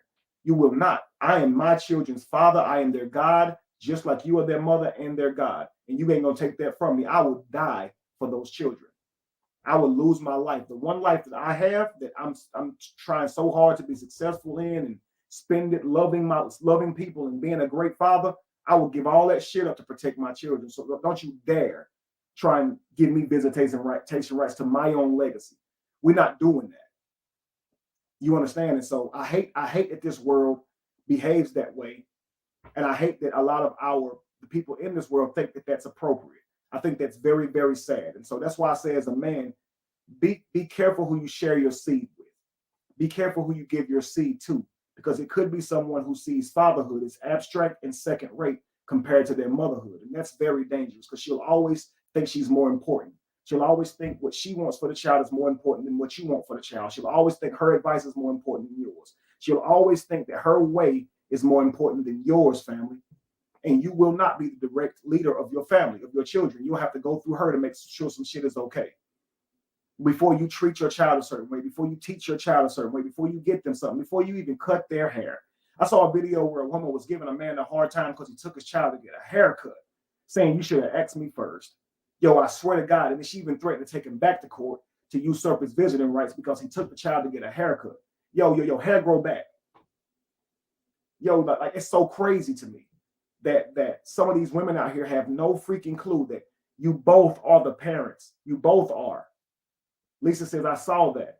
Right. So as a man, you should be very careful and critical about who you mingle with, who you sleep with, because that person who shares with you in creating that child could have ultimate say, because they could use this system that don't give a damn about you being a father to your child to leverage that exact thing, to leverage them being the primary parent and you being some abstract secondary parent with visiting rights.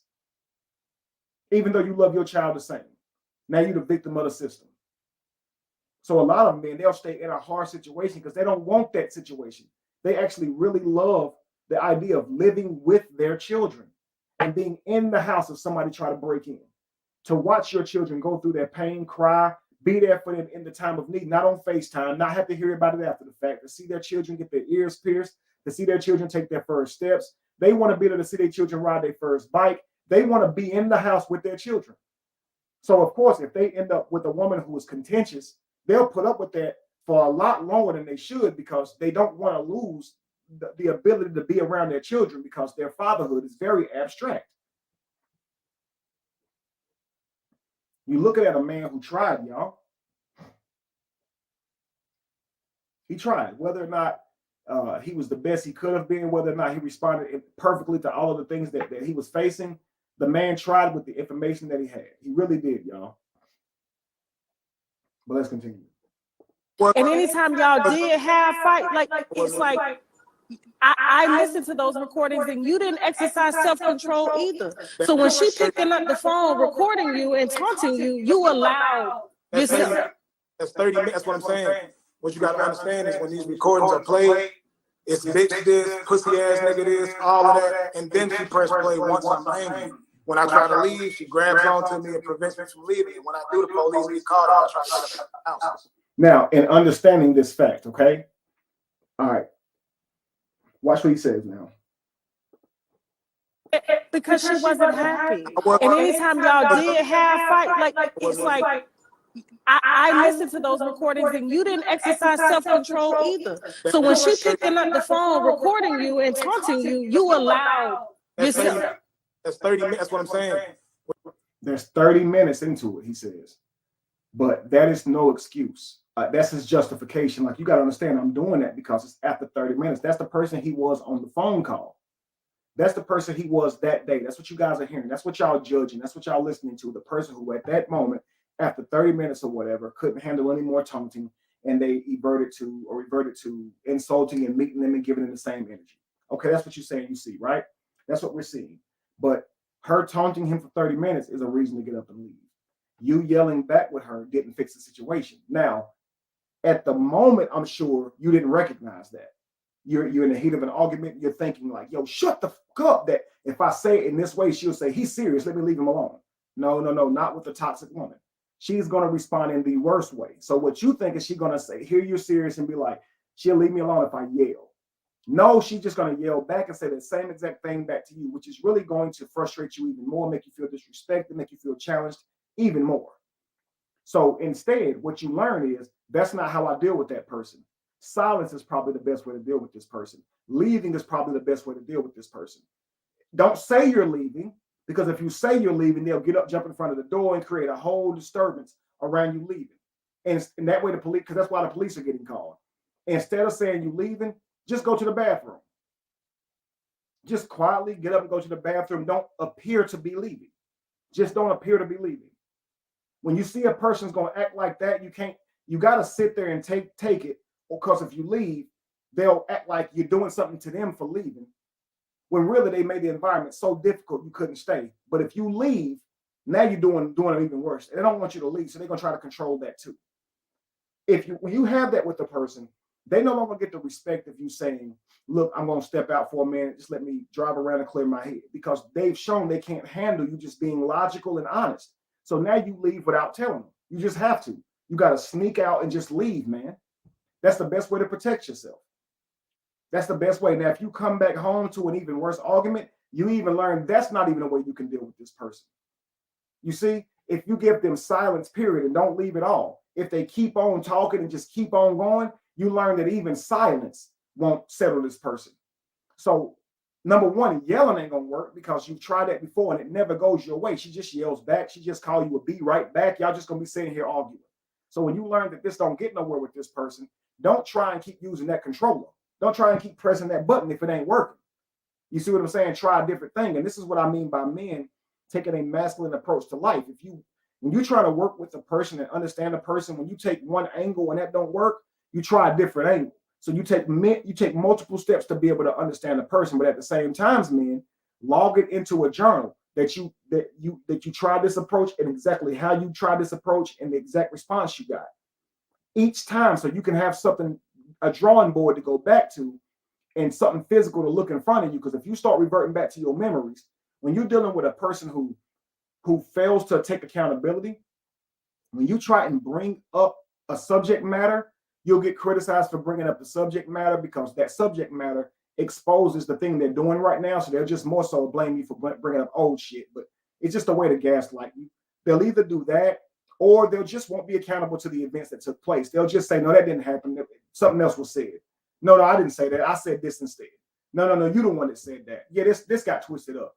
And so what a man will do is, and even to a woman in this situation, what they'll be doing is they're tied or conflicted in between getting this person to understand they're wrong and being accountable to it and making the next move in their life. So they'll be thinking like, this person don't see that wrong. I really wish I could get to show them that they're wrong. I really wish they could see how they are contributing to our relationship in a negative way. I really wish they could see how they're triggering me. I really wish they could see how frustrating they can be and how overbearing they can be. I really wish they could see these things.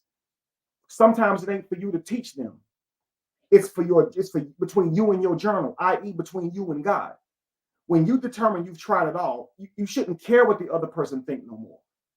It shouldn't matter that they don't get it. Don't try and reason with them. My brother said he'll say this thing where he'll be like, yo, all these degrees, I think you understand, but that triggers her. That makes her feel like you're calling her stupid. So when you realize like, yo, when I get frustrated that she don't understand me, I say something that's traumatic for her in that moment. She doesn't handle that well because she sees it as an attack, not me trying to reason that she has the ability to learn. She's went through school, she has degrees, but I'm trying to explain something to her and she's not getting it. So now what I just said just broke down the relationship even more. It broke down the conversation because I just mentioned this degree thing and she didn't like that. Well, don't try and listen. At some point, men, at some point, ladies, if you cannot drive it through your partner's scalp, you have to make the best move that's for your life. You understand? They may not understand that they're mistreating you. They may not get a grasp that they are responding inadequately. Give advice. What you got to understand is when these recordings are played, and if they don't accept it, allow the universe to be their teacher. Sometimes you just got to move on. I'm really hoping that you guys can understand that. You know what I mean? Yeah, that. But let's continue. It's bitch this, pussy ass nigga this, all of that, and then she press play once I'm angry. When I try to leave, she grabs onto me and prevents me from leaving. And when I do, the police get called if I try to get up the house. So it's no other way. So now I gotta just sit here and listen to this. Police come. See right there. If I try to leave, she'll call the police. Here's what you should do. If leaving is gonna cause her to be irate and jump in front of you, here's what you could do. Before you sneak out, you could at least say, okay, I'm going to hit record on my phone because I know she has the propensity to call the police and escalate things if I try and leave. So let me hit record on my phone, okay? And then I'm going to explain to her I need a moment to leave. I'm going to ask in the nicest way that I can, because the purpose of the video is not to exploit her or bring the worst out of her. It's actually to show that I'm trying. Okay, so I would record and I wouldn't go saying toxic things to bring the worst out of somebody like she's doing to him. I would instead go to her and say, look, honey, the way we talk with each other is just not healthy. Give me a few minutes to think about it. Let me drive and clear my head. I don't like how we're dealing with each other. And I really feel like if we talk now, it's just going to escalate into an argument. And that way you can show how she displays herself, how she creates a whole scene. When she calls the police, you have that recording of you going to her and talking to her before she ever even called the police. You could call the police first and say, look, guys, she's called the police a couple of times and said I was being abusive. I can see the argument. I can see our conversations are not really healthy right now. And I'm about to tell her I need to leave. And I want you guys to know ahead of time, I am not going to put my hands on this woman. I am just going to get in the car and leave. But she's known for calling the police. I would get that known. I would call the police first. Is this making sense to you guys, family? And because this is how you take the approach into protecting yourself as a man. You don't want them people being called on you and they don't know what's going on.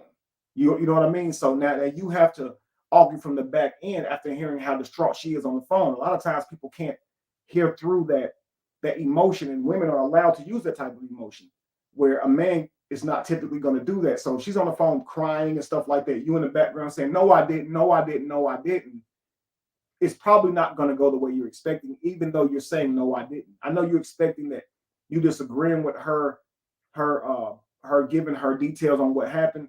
You expect that to have weight, but it probably isn't going to. She already is the one that called the police. She's the one that's being emotional on the phone. And the way our world is set up, you're probably going to be going to jail. I'm telling you now. You understand? So there's several things that you should have done. You understand?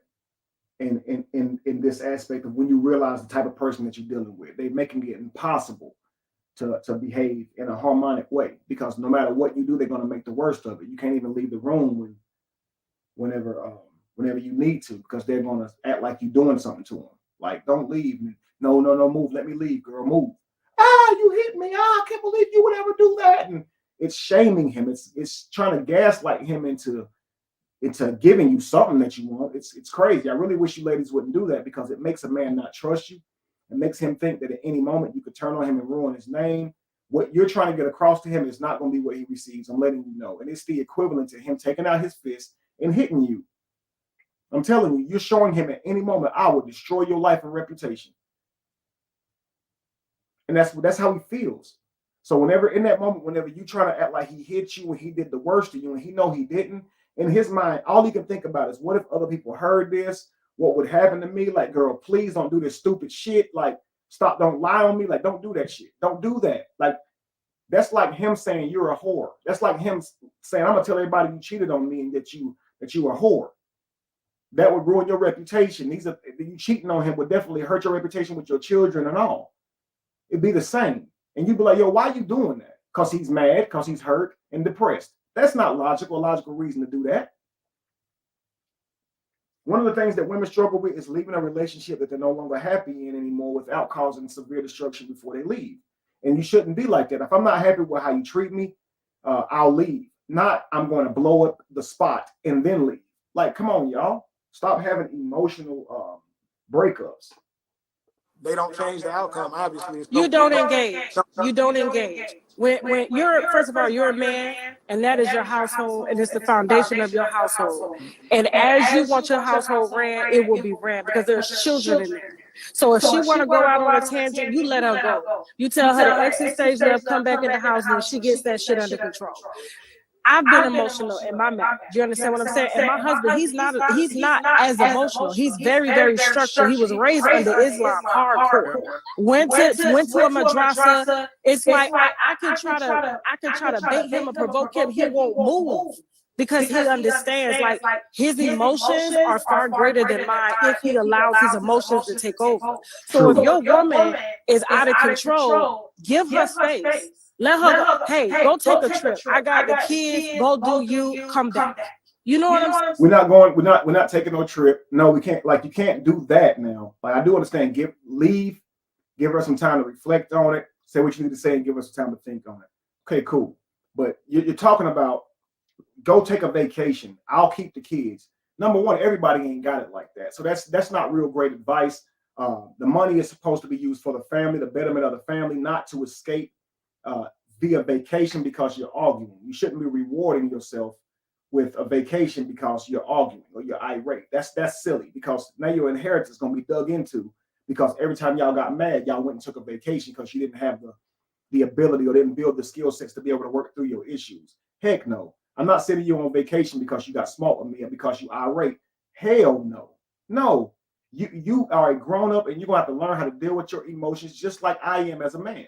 Everybody gonna have to deal with their emotions. We are adults now. Children are expected to cut tantrums, not adults. So you're not gonna cut no tantrums with me. Period.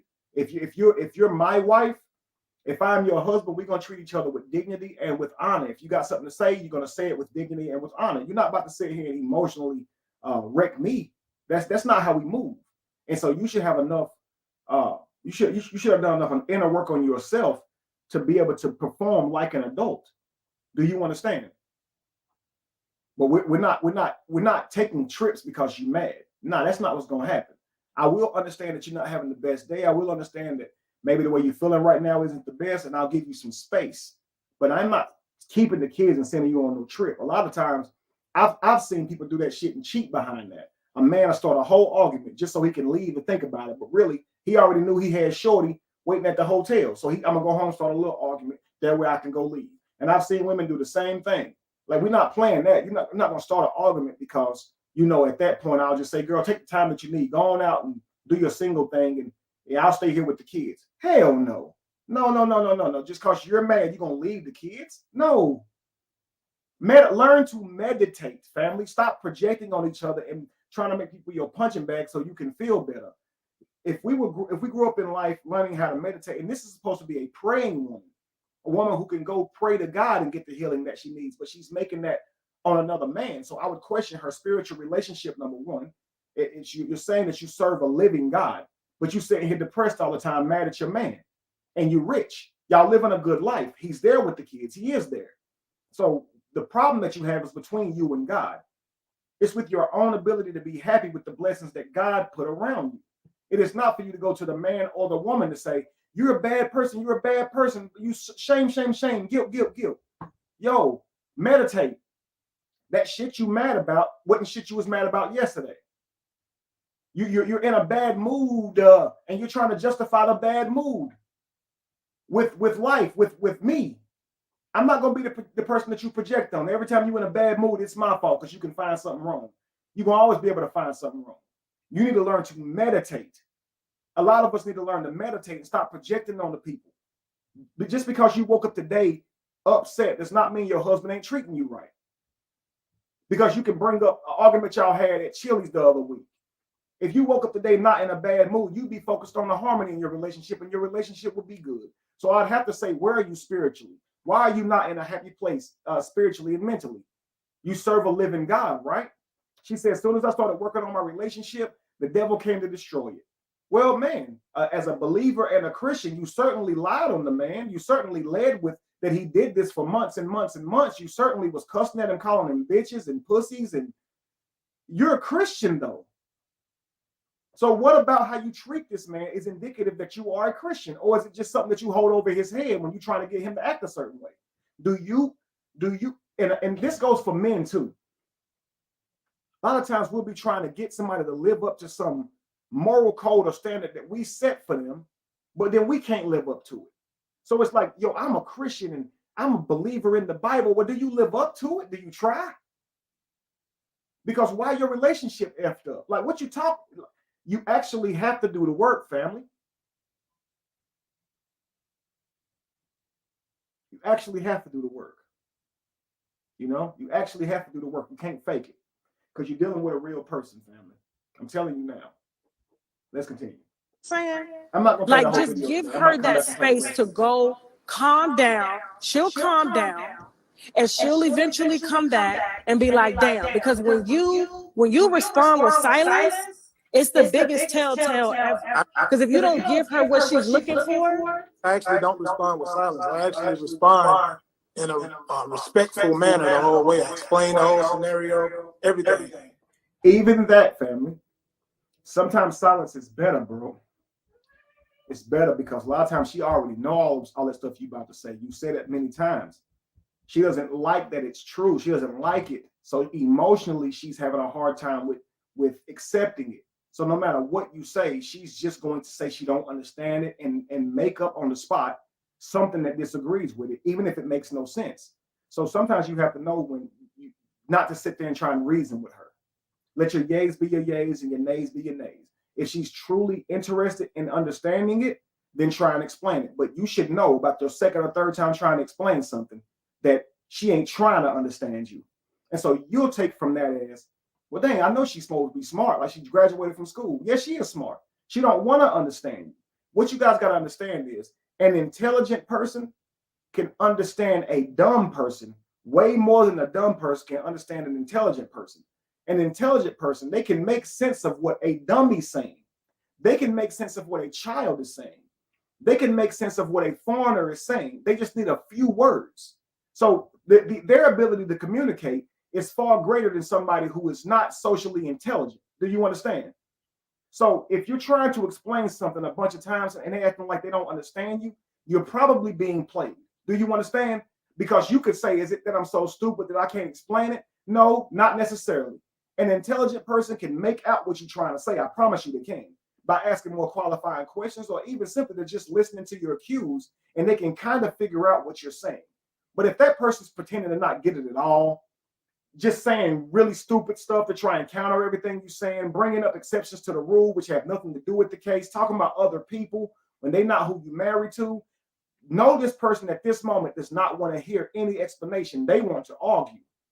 They have emotions. So until you say something that settles their emotions, you're just going to get an argument. And it probably ain't going to be much you can say to settle their emotions. So silence is the key. So sometimes a man trying to answer every question or concern that she has with poise and trying to give it to her in a way where she can reflect on it, to a contentious woman, a lot of times that's the worst thing you can do, man. I'm just being honest with you. They will make it so difficult on navigating them that you will be, as a man, questioning, how in the world am I supposed to do this when she's supposed to be the expert communicator? She's supposed to be that. Femininity is supposed to make her the expert communicator. So if you sit here trying to explain yourself and she doesn't understand you, don't argue about it. Don't do that. Simply just leave it alone. And if she say, why don't you try to explain it? I've tried 3 times and you still didn't get it. I'm not doing that because it frustrates me. It frustrates me when you don't get it. And I don't want to say something to offend you or trigger you. So let's just come back to it later. When she understands that her not understanding you is going to end the conversation, she'll stop doing that because, trust me, she wants your energy. That contentious woman, and I know this because I've seen it, but that contentious woman in this moment wants your energy. If you try to leave the room at this moment, she ain't going to let you.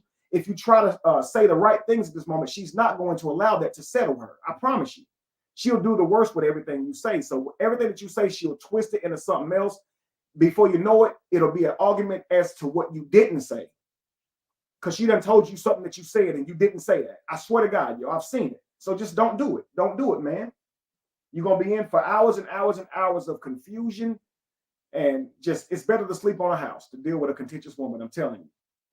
But when I'm responding, light voice, trying to fix the situation, giving her all the game or knowledge she needs in that situation, she proceeds to cuss, bash, and all of that while I'm talking calm. Well, what if it's not the right time for you to be calm? What if it is the right time? Intuitively, you are a very intuitive person because you're creative. I try to leave. I try to just go. But what if it's not for you to leave? What if you just say, baby, listen, take the car. Here's the car. Go get you a hotel room. Get a spot. No. So he said, I'm just trying to leave. Leave. Take off that VE and turn it into a D. Sir, lead. Trying to leave is what you must do to avoid a horrible situation when you know you must. You have to do that. But the goal is to lead. So let's just say that she's cussing at you for 30 minutes, right? The moment that you cuss back, you have failed to be a good leader. And I know you're like, well, damn. So I'm supposed to just let myself get cussed at? Well, if you're teaching her to talk to you in a respectful way, then you should talk to her in a respectful way because examples teach you far better than just lessons. Do you understand? So when she's talking to you inadequately or talking to you beneath your standard, remind her of who she is. Okay? Wait a second. Time out. Now, we've talked about this before. Whenever you called me a pussy the last time or a bitch the last time, and I thought we discussed that this is beneath you, that you're a better woman than that. And here we are again. Am I talking to you like that? Am I calling you names? So you should never lean to becoming her because that's letting her lead. The moment that you say, you know what, I'm tired of this shit. I'm sick of this. You know what, you a B. You know what, shut the fuck up. Whenever you become that person, she's leading. She's now pulled you into the emotional and you are responding with name calling, pettiness, and insults. I promise you. Instead, be a leader, set the example, and that is a difficult job. And that's what a man has to do. You cannot allow your children or your wife to conform you into being argumentative or distracted from your tasks, which is the things that protect that very family that I just discussed. Your wife and your children, you're doing everything to protect and love on them and make sure they have everything they need. You don't allow their tantrums and things like that to change your direction on the road and where you're going. Just like you're not going to let your child drive your car. They don't know, even if they knew how to drive, they don't know where you're going. They'll have you at Dairy Queen. They'll have you at McDonald's because they're thinking about what they want out of life. The same thing with a woman. If she wants to argue, your wife, if she wants to argue, man, and you're thinking about peace and creativity and whatever is not an argument. The moment that you are now arguing, who's now driving the car? Family. Say, who's driving the car now?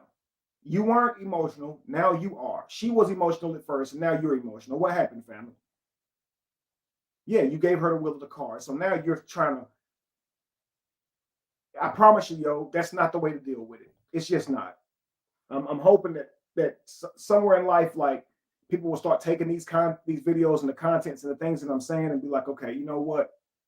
Kevin says that man frame is leading. It is not being responsive. It is leading. It is being the example, not responsive.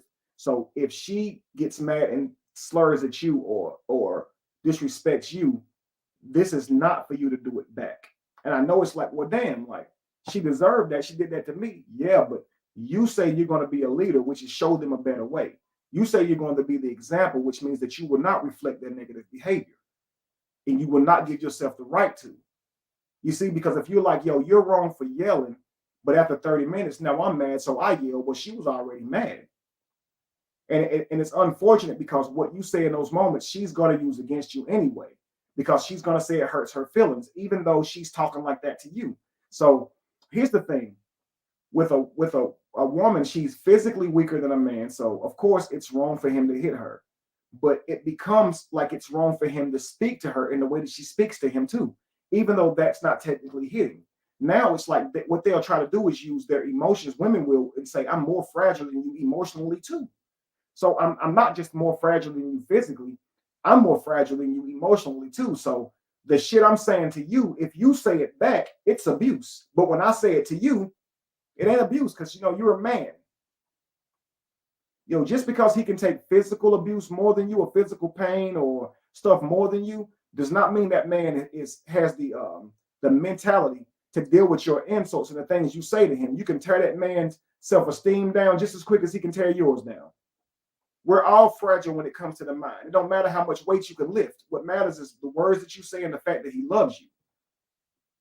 So you can't say he can't hit me, but neither can he say something negative to me because all that's abuse. But if I hit him or say something negative to him, he a man, he can take it. That's not fair, yo.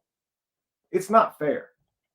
Because he can't say anything to you without you making it abuse, but then you can say anything to him. And then use anything he say to you to say, oh, that hurt me. Oh, I can't believe you even said that. So now something that he said is treated like something that he done. When she said far worse.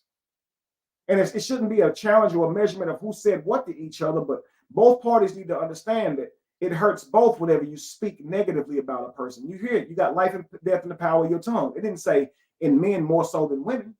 Both of you do. Both of us do. We can destroy with words. So you can't say, well, he's wrong for how he talks to me, but I'm okay in how I talk to him because he's a man. No, absolutely not. You destroy your relationships and your marriage, which is what's happening. But anyway, let's continue. I'm gonna give it 5 more minutes. Come back, calm down. I got the kids. 5 more minutes because I'm mentally tired. I can feel the stamina going. If I feel the need, I'll come back and finish the rest of the video. But that's probably still a lot that I haven't said. But based on you guys' response, if you want to see the other half of the video, share the content and tell me I want to see the other half. I want to make sure that I'm not over talking y'all or whatever the case may be, right? But let's go. Because a lot of times, 4 kids, you got can't. For the mother, the cops even said that it's better for me to leave. Like you said, she has 4 children in the house. It shouldn't even get to that. That's how it's gotta go. Well, Tasha, if you understand it shouldn't get to that, then why are you not dealing with what makes it get to that instead of saying, yo, you just, whenever she's acting like this, just send her on a vacation. Let me show y'all something. Okay? That Tasha saying she's probably depressed. She's probably unhappy. Just give her the vacation that she needs, and she can get some mental freedom or something settle her anxiety in some way. She's being like this, do this. Let me show y'all something, okay? This is how Tasha K addressed Brianna. Now watch this, y'all. Just listen. Proved you, bitch. You wouldn't have never jumped over the broom, bitch. You would have never jumped. She would have left you over the broom like your other baby daddies left you, bitch. Okay? Bitches like you don't jump over the broom. Now, this is the woman that he's talking to about, like, just let her go, get some peace and all this type of stuff. Now, this is how she talks to her. Okay? You stay behind the broom. Okay? That's where you stay. And see, because he, for whatever reason, instead of differentiating love from your pussy being good, okay, He married you, thinking he could change you, gave you a house, bought all that shit. For you to still come out on the internet and try to lie and take everything from this fucking man that he built. Now, in this same video that I'm reviewing that right now with her, she's asking him what he did wrong and why would any of that be her concern, Tasha K's concern, if she sees Brianna as somebody who should have never been married to begin with, wasn't wife material to begin with, was using the man for a come up, and still wouldn't give him the value even after he's given her a life, still wouldn't give him his credit, his flowers, even after the fact, and then leaves him, right? Ruins his reputation, destroys the relationship between, or being the catalyst that restored the relationship between he and his daughter. You understand? But right here, she's like calling it like she supposedly sees it, that this person was never worthy of marriage, that they were the wrong person to marry, that there ain't much a man could have done to have a healthy marriage with her.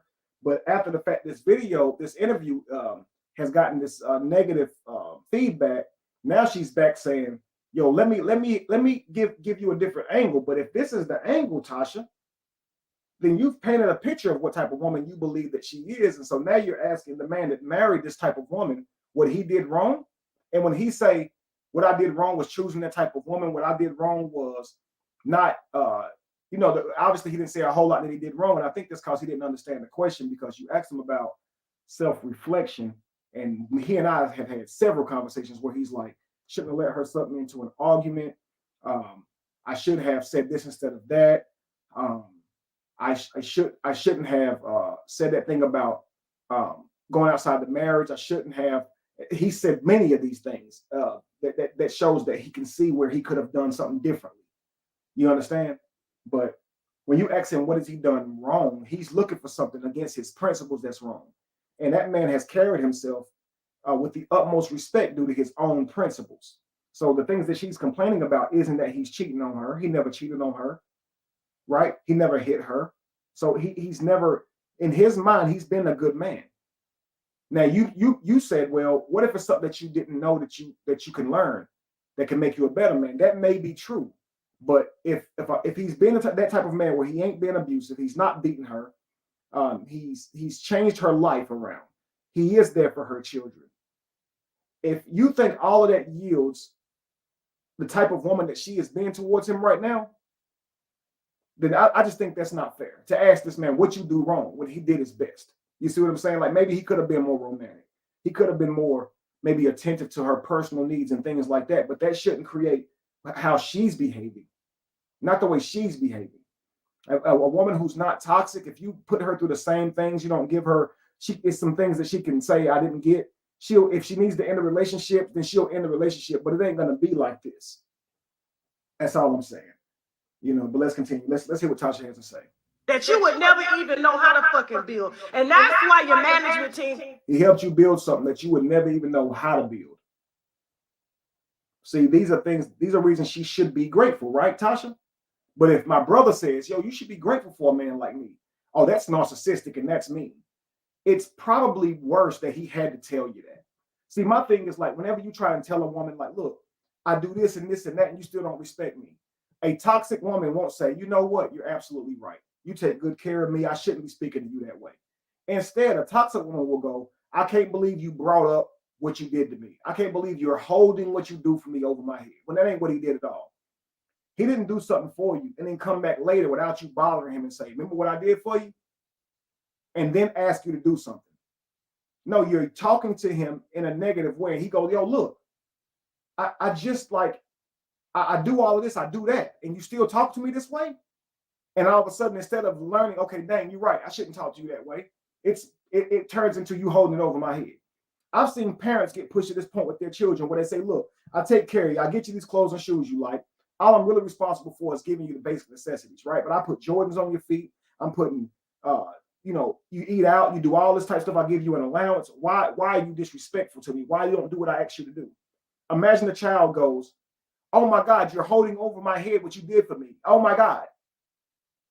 What you expecting your child to do is say, you know what, mom, dad, you're right. You do a lot for me. You sacrifice a lot for me. You should not be being disrespected like that. I should be doing my homework. I should be cleaning my room. I should be doing these things. You give me an allowance. I should at least take care of my basic responsibilities. You shouldn't be able to walk in my room and it's messy and messed up. You give me an allowance. You shouldn't have to, see trash all over the place. I should be helping around the house more. You give me an allowance. I should be. That's how you expect that conversation to go. Not turn it into me doing something wrong to you by mentioning that I do stuff for you. That's ridiculous. So when I tell you guys it's very hard dealing with somebody who uses emotion to try and guilt you, it's never an end to the amount of things they can pull out.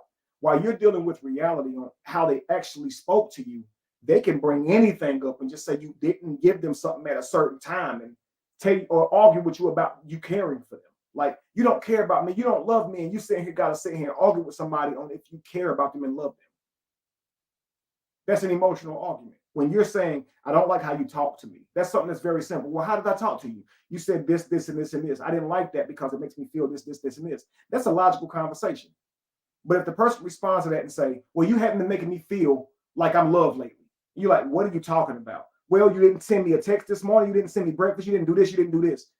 These are not things to fuss at somebody for, because this is not something somebody did below standard to offend you. So that doesn't give you room to disrespect somebody. I swear to God, I wish you guys could understand what emotional terrorism really truly is. Is you're using something that you're saying you care about. I really wish you would have sent me a text. You probably only didn't give a damn about no text. You're only trying to say that because you're trying to distract from the thing that he's asking about. I have just seen it too many times. Or when the man is doing that, he's trying to distract from what she's talking about. He don't care about that thing. I swear to you, he don't. The thing he's not trying to. He gonna try to make it more important than what it was at the moment, because he thinks it gives him leverage to say that you're wrong or that you neglected him.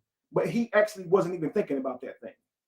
He's only going to say that right now and act like it means the world to him because he's trying to leverage emotion to win this relationship. I swear to God. And that's what these people do. So you have to say, we're not going to use emotions to dictate how a conversation goes. Neither one of us are. So the fact that you don't want to have the conversation, the fact that it makes you feel uncomfortable, the fact that whatever that case, we're going to put all that to the side and we're going to have this conversation. And we're not going to act childish about it. We're not going to cut a tantrum about it. Neither party is going to insult the other person. We're not doing that. And that's how the conversations have to go. And if you don't have a woman who can do that, then don't marry a woman who can't do that, family. A man shouldn't have to feel like he has a child living with him, that the woman is going to be an emotional tyrant and you just got to accept that because she's a woman. No. Because she can cause damage. She can destroy this man's life. She can destroy the life of his children. We're not doing that. Both parties got to learn how to carry themselves. Call me because you needed a boost on YouTube because your plan to expose the cancer patient backfired and fucking blew your edges back. And blew them edges back.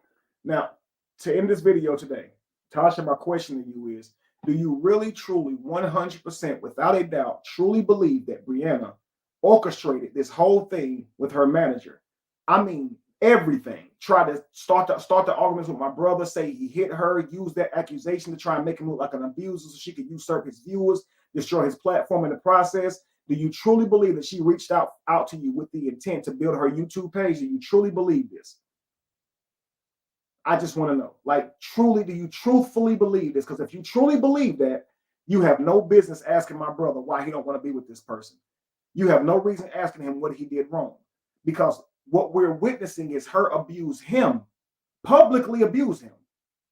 Now, if we witnessed a man publicly abuse a woman, would you be sitting here asking her, why don't she go back to him? What did she do wrong? Would you be asking her that? If what he was doing to her could cost her life in these moments, would you be asking her, why don't you go back home to him? He's just lonely and hurting and miss you. He's just depressed. That's why he punched you in the face. That's why he's doing this. That's why he hit you. That's why he did all these things that could destroy your life and ruin your life. He did all that because he's hurting and depressed. But what did you do wrong? Is that how you do your sister? No, because when you can truly see somebody's being abused, those are not the type of questions you ask anymore.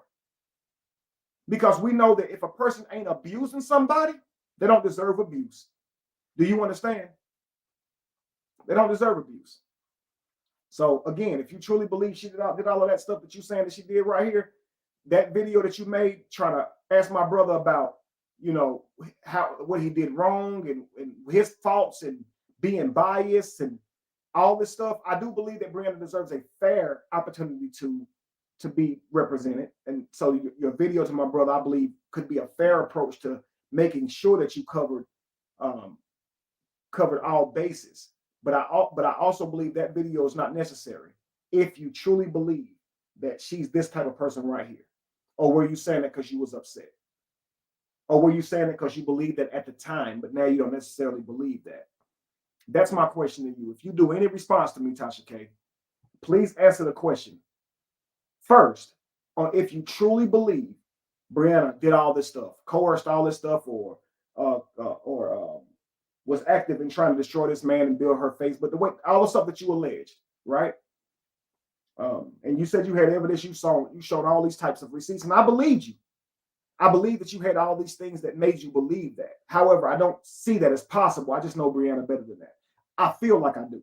Maybe I'm wrong and she really could do something that evil, but I see her as a person who's very emotional, and in hindsight, she'll see the damage that she's caused, and hopefully she'll grow from it. But I don't see an evil person who would plot on you to try and ruin your life and build her followers. I do see a little bit of narcissism because she didn't mention that I was trying to build my page up and how I don't get no views unless I'm talking about, I don't know how all that stuff got mentioned or how she said I want her or that I'm gay. I think that's very narcissistic, but I won't say that she has, well, I will say that it looks like it could be a little bit of narcissistic personality disorder. I will say that because she is making an approach to try and actively ruin a person's life. You understand? But it's not up to us to try and diagnose somebody with narcissism or personality. It's really more important that we make our decisions based on if a person is healthy for us or not. I don't really care as much about trying to diagnose somebody as I do I like that behavior? Is that behavior good for my life? Is that behavior good to be around my children? If it's not, I don't care what you are. You can be Willy Wonka. I don't care nothing about a title to give you or fitting you into a philosophical or a box. I don't care about some kind of way trying to put your mind in a box so I can understand you better by calling you a name. You're narcissistic, you're inconsiderate, I don't care about that type of stuff. The main thing is, as a man or as a woman, the person that's in your life, if they're productive in your life, you keep them in your life. If they're not productive and they've proven to be counterproductive and there's nothing you can do, because the only thing that can change a person's actions is themselves. They can try and care about you enough to want to change their actions, but you can't change how they act. You can't jump in their body and make them respond in a certain way. You understand? You can't. And so they're always going to be their own self. So when you realize a person can do all that type stuff and there's nothing you can do to control it because people are going to be their own self, get away from them people. I'm telling you now, family, that's the best way to be. That's the best way to protect yourself in life. I've learned this. All right. That's whether or not they're your husband, wife, whatever the case may be, you know. But anyway, I'm going to end this video and we are going to continue at a later note. I'm very tired.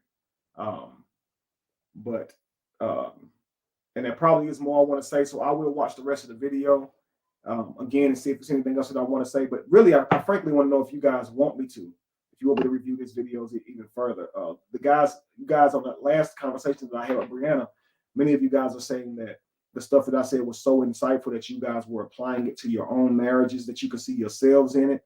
That's beautiful, and that's what I call accountability. I believe that if Brianna would look at some of those comments and see all the many women on there saying, yo, I do that and I'm going to apply it to my life and I'm in tears right now, I believe that she could feel some consolation, that she could feel some comfort in knowing that the things that she was feeling, even the things that she did, that they're pretty common. And you can grow from this. You can come back from this. It may not be maintaining the relationship that you had, but sometimes in your losses, it breeds understanding. You understand, many dudes have that one that got away, that girl we really liked, that we didn't treat her right. And some of you ladies are going to have to deal with that too. You might have had a good man and you might have didn't treat him right based on what you understood at that time. But if you always consistently learning and trying to be a better person, like focus on your masculinity as well. Try and be a better person. Try and rise to that occasion of manifesting a better version of yourself. And if you're doing that, the universe will respond to that. I promise you. We are a bundle of chaos, trauma, old teachings, and that's what's happening. Okay.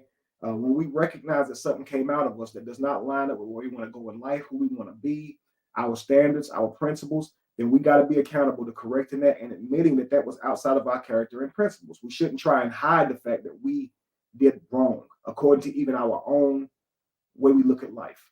Sometimes we're going to break our own rules. And when you do that, being accountable shows integrity, family.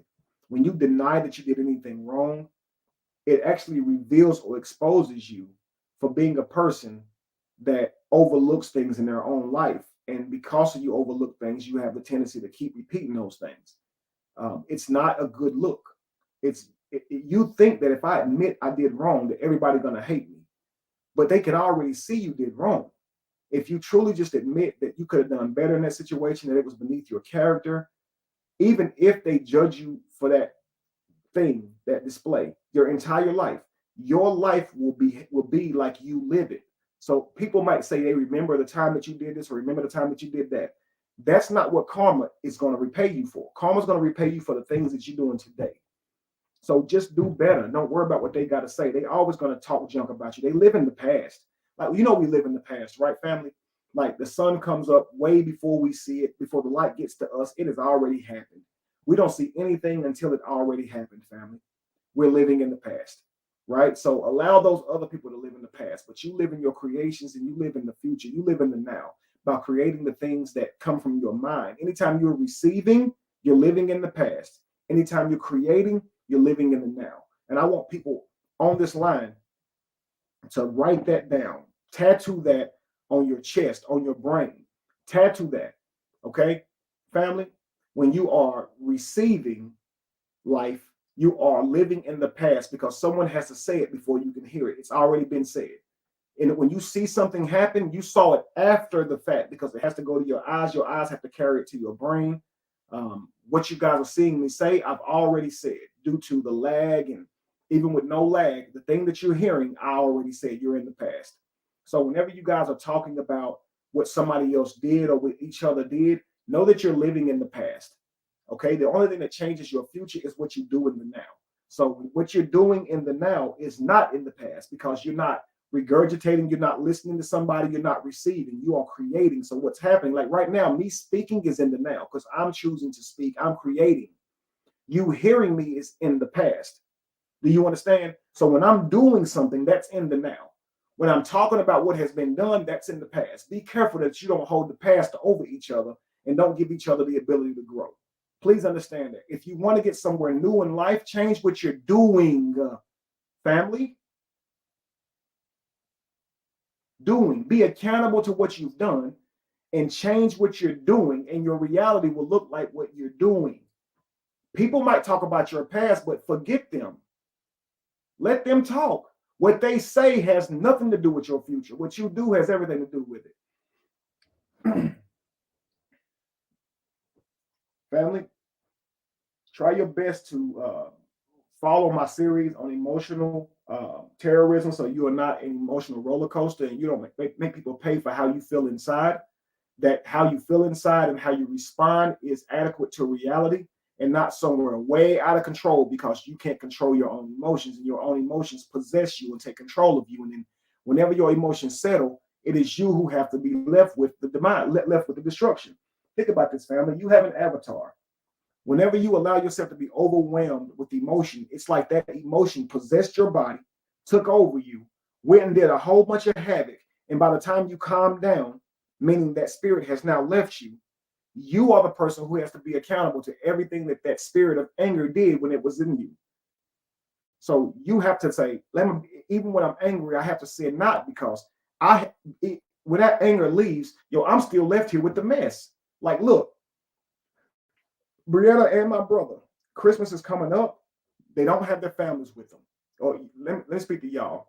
Y'all don't have y'all families with y'all. Like my brother, he doesn't have, you don't have your wife, you don't have your children with you. And I know that hurts. We just talked the other day. And so you have a whole thing that's happened on social media, but in real life, you're feeling it. And I know it. Brianna, you don't have your husband there with you. And I know you're feeling it in real life. You look around that house and you don't have your spouse with you. You don't have your protected home. You don't have your children's father right there with you. And right now, that's a toll, because that's the reality of it. Yeah, a lot of stuff happened online, and y'all may never actually recover your relationship. And I'm telling you now, that's the reality of it. You understand? Reality can be rough. You know, my advice would be, if you were to decide to try and work on this, write it, log a journal. Um, Give yourself at least 6 months to a year before you're moving back in with each other. But that 6 months to a year, take 2 days out of the week where you focus on each other and not your endeavors and not your careers. 2 days in the week, and focus on your romance, focus on getting to know each other better, focus on loving each other, with that being the sole purpose to come out of it knowing more about each other than you did going in. Truly learn to value each other 2 days a week. And what you do is, when you guys are conversing and co-parenting with your children, log this in your journals. And if you guys are continuing to have these type of crazy arguments, then you know it's not wise for you guys to get back together. Do you understand? But if both parties are saying, I'm willing to grow, I'm willing to change, even though this looks bad, I'm willing to be a better person. And I don't want to go start somewhere new with somebody else, like, that could cheat on me, do me wrong, hit me, do the same things to me that this person's doing, when I can try to repair the relationship with my children's mother or father. I think that looks like taking your time, trying to vet each other for again, trying to date each other again, because there's going to be a distrust that's there. There's going to be a fear that is there from dealing with each other. There's going to be an insecurity there, because you guys can't be really be vulnerable with each other now. You can't really share with each other like you'd like, because that has been compromised. It really seems like a lost cause. But if a man was really going to try, and a woman was really going to try to heal their relationship from this point, I don't think it could be an immediate thing. I think it's something that you can only prove to each other over time. So once it looks this bad, my suggestion would be to any couple going through this, get you a journal and log everything in it, family. That person may not understand what you're trying to say to them. They may not understand what they're putting you through, but you need to understand what they're putting you through, and you need to understand what you're trying to say. So log that down. Log each conversation and how they went. Take a real approach to making your relationship better. And as a man, bro, you're very talented, you're very intelligent. I believe that if you truly wanted to rebuild this relationship back to be something that's more healthy, more harmonic than what it ever was, I believe you have the ability to do that if you study your partner, if you really study that person. You understand? Brianna, the same for you. I believe that if you really dialed into how you're responding, into how you see the world, into how you see him, and most of all, those people that you allow around you, those opinions that you allow to bleed into your spirit, the way you see marriage, the way you see leadership, the way you see all these things, I feel like there has to be a revamping of how you see marriage and your role in marriage and your value in a marriage. And I believe that if you could see that, you won't be so unhappy, you won't be so depressed, you won't seek validation and things like that through your relationship in the ways that you did this last time, because you would know who you are. You understand? And you would know who he is and the value that he brings, and you wouldn't try to shape who this man is going to be and live in the judgment of him. We really got to stop doing that. A woman judging her man would only make the man feel like he can't perform in front of her, and it would only make him feel insecure. Because you got to think, guys, as you're doing things in your life and living your life, you don't want the person on the outside of you like looking at you, like misreading everything that you do. Do you understand? Imagine this. He takes and does videos with his beautiful daughter, Tasha. They sing songs and they do all of that. And that's a beautiful moment until someone outside of him judges him and tells his precious little girl that all that's for clout and views. Now they took from her precious moments. They're trying to hurt him, but they took from her the precious moments with her father by telling her that he was just trying to get clout. Just imagine how you feel as a mother because you got videos with your daughter, Brianna. Right now, you were posting videos with your daughter while Dasharia was saying that stuff. So imagine Dasharia looked at that video and said, "Wait a second, Brianna with Moo, like a Momo, like why won't? Is she trying to do the same thing when she goes public? When she goes and records videos, is she trying to clout chase off her own kids? You see, because you can program your child without knowing it. The child can have a good father, but then if the people that's talking to that child, telling that child that father's not a good father and trying to tell the child the father's intent for what he does, They can skew everything that the Father really does for real loving reasons and begin to think their Father only does it for some selfish reason, which will ruin it. And you guys are the catalyst to destroying his relationship with his daughter by saying those types of things. Whether you said it to her or about him out loud, she still hears it, goes into her ear gate, gets into her soul. She starts to think about it. Before you know it, it's true. Those are very dangerous things. So nobody wants to be trying their best and somebody on the outside of them judging them and then rephrasing or making it different. Nobody wants to be that person, family. But anyway, family, we'll build more on this content later. Let me know if you want to see more, and we'll go from there. Look forward for more content. Be evolution. Be the change that you want to see.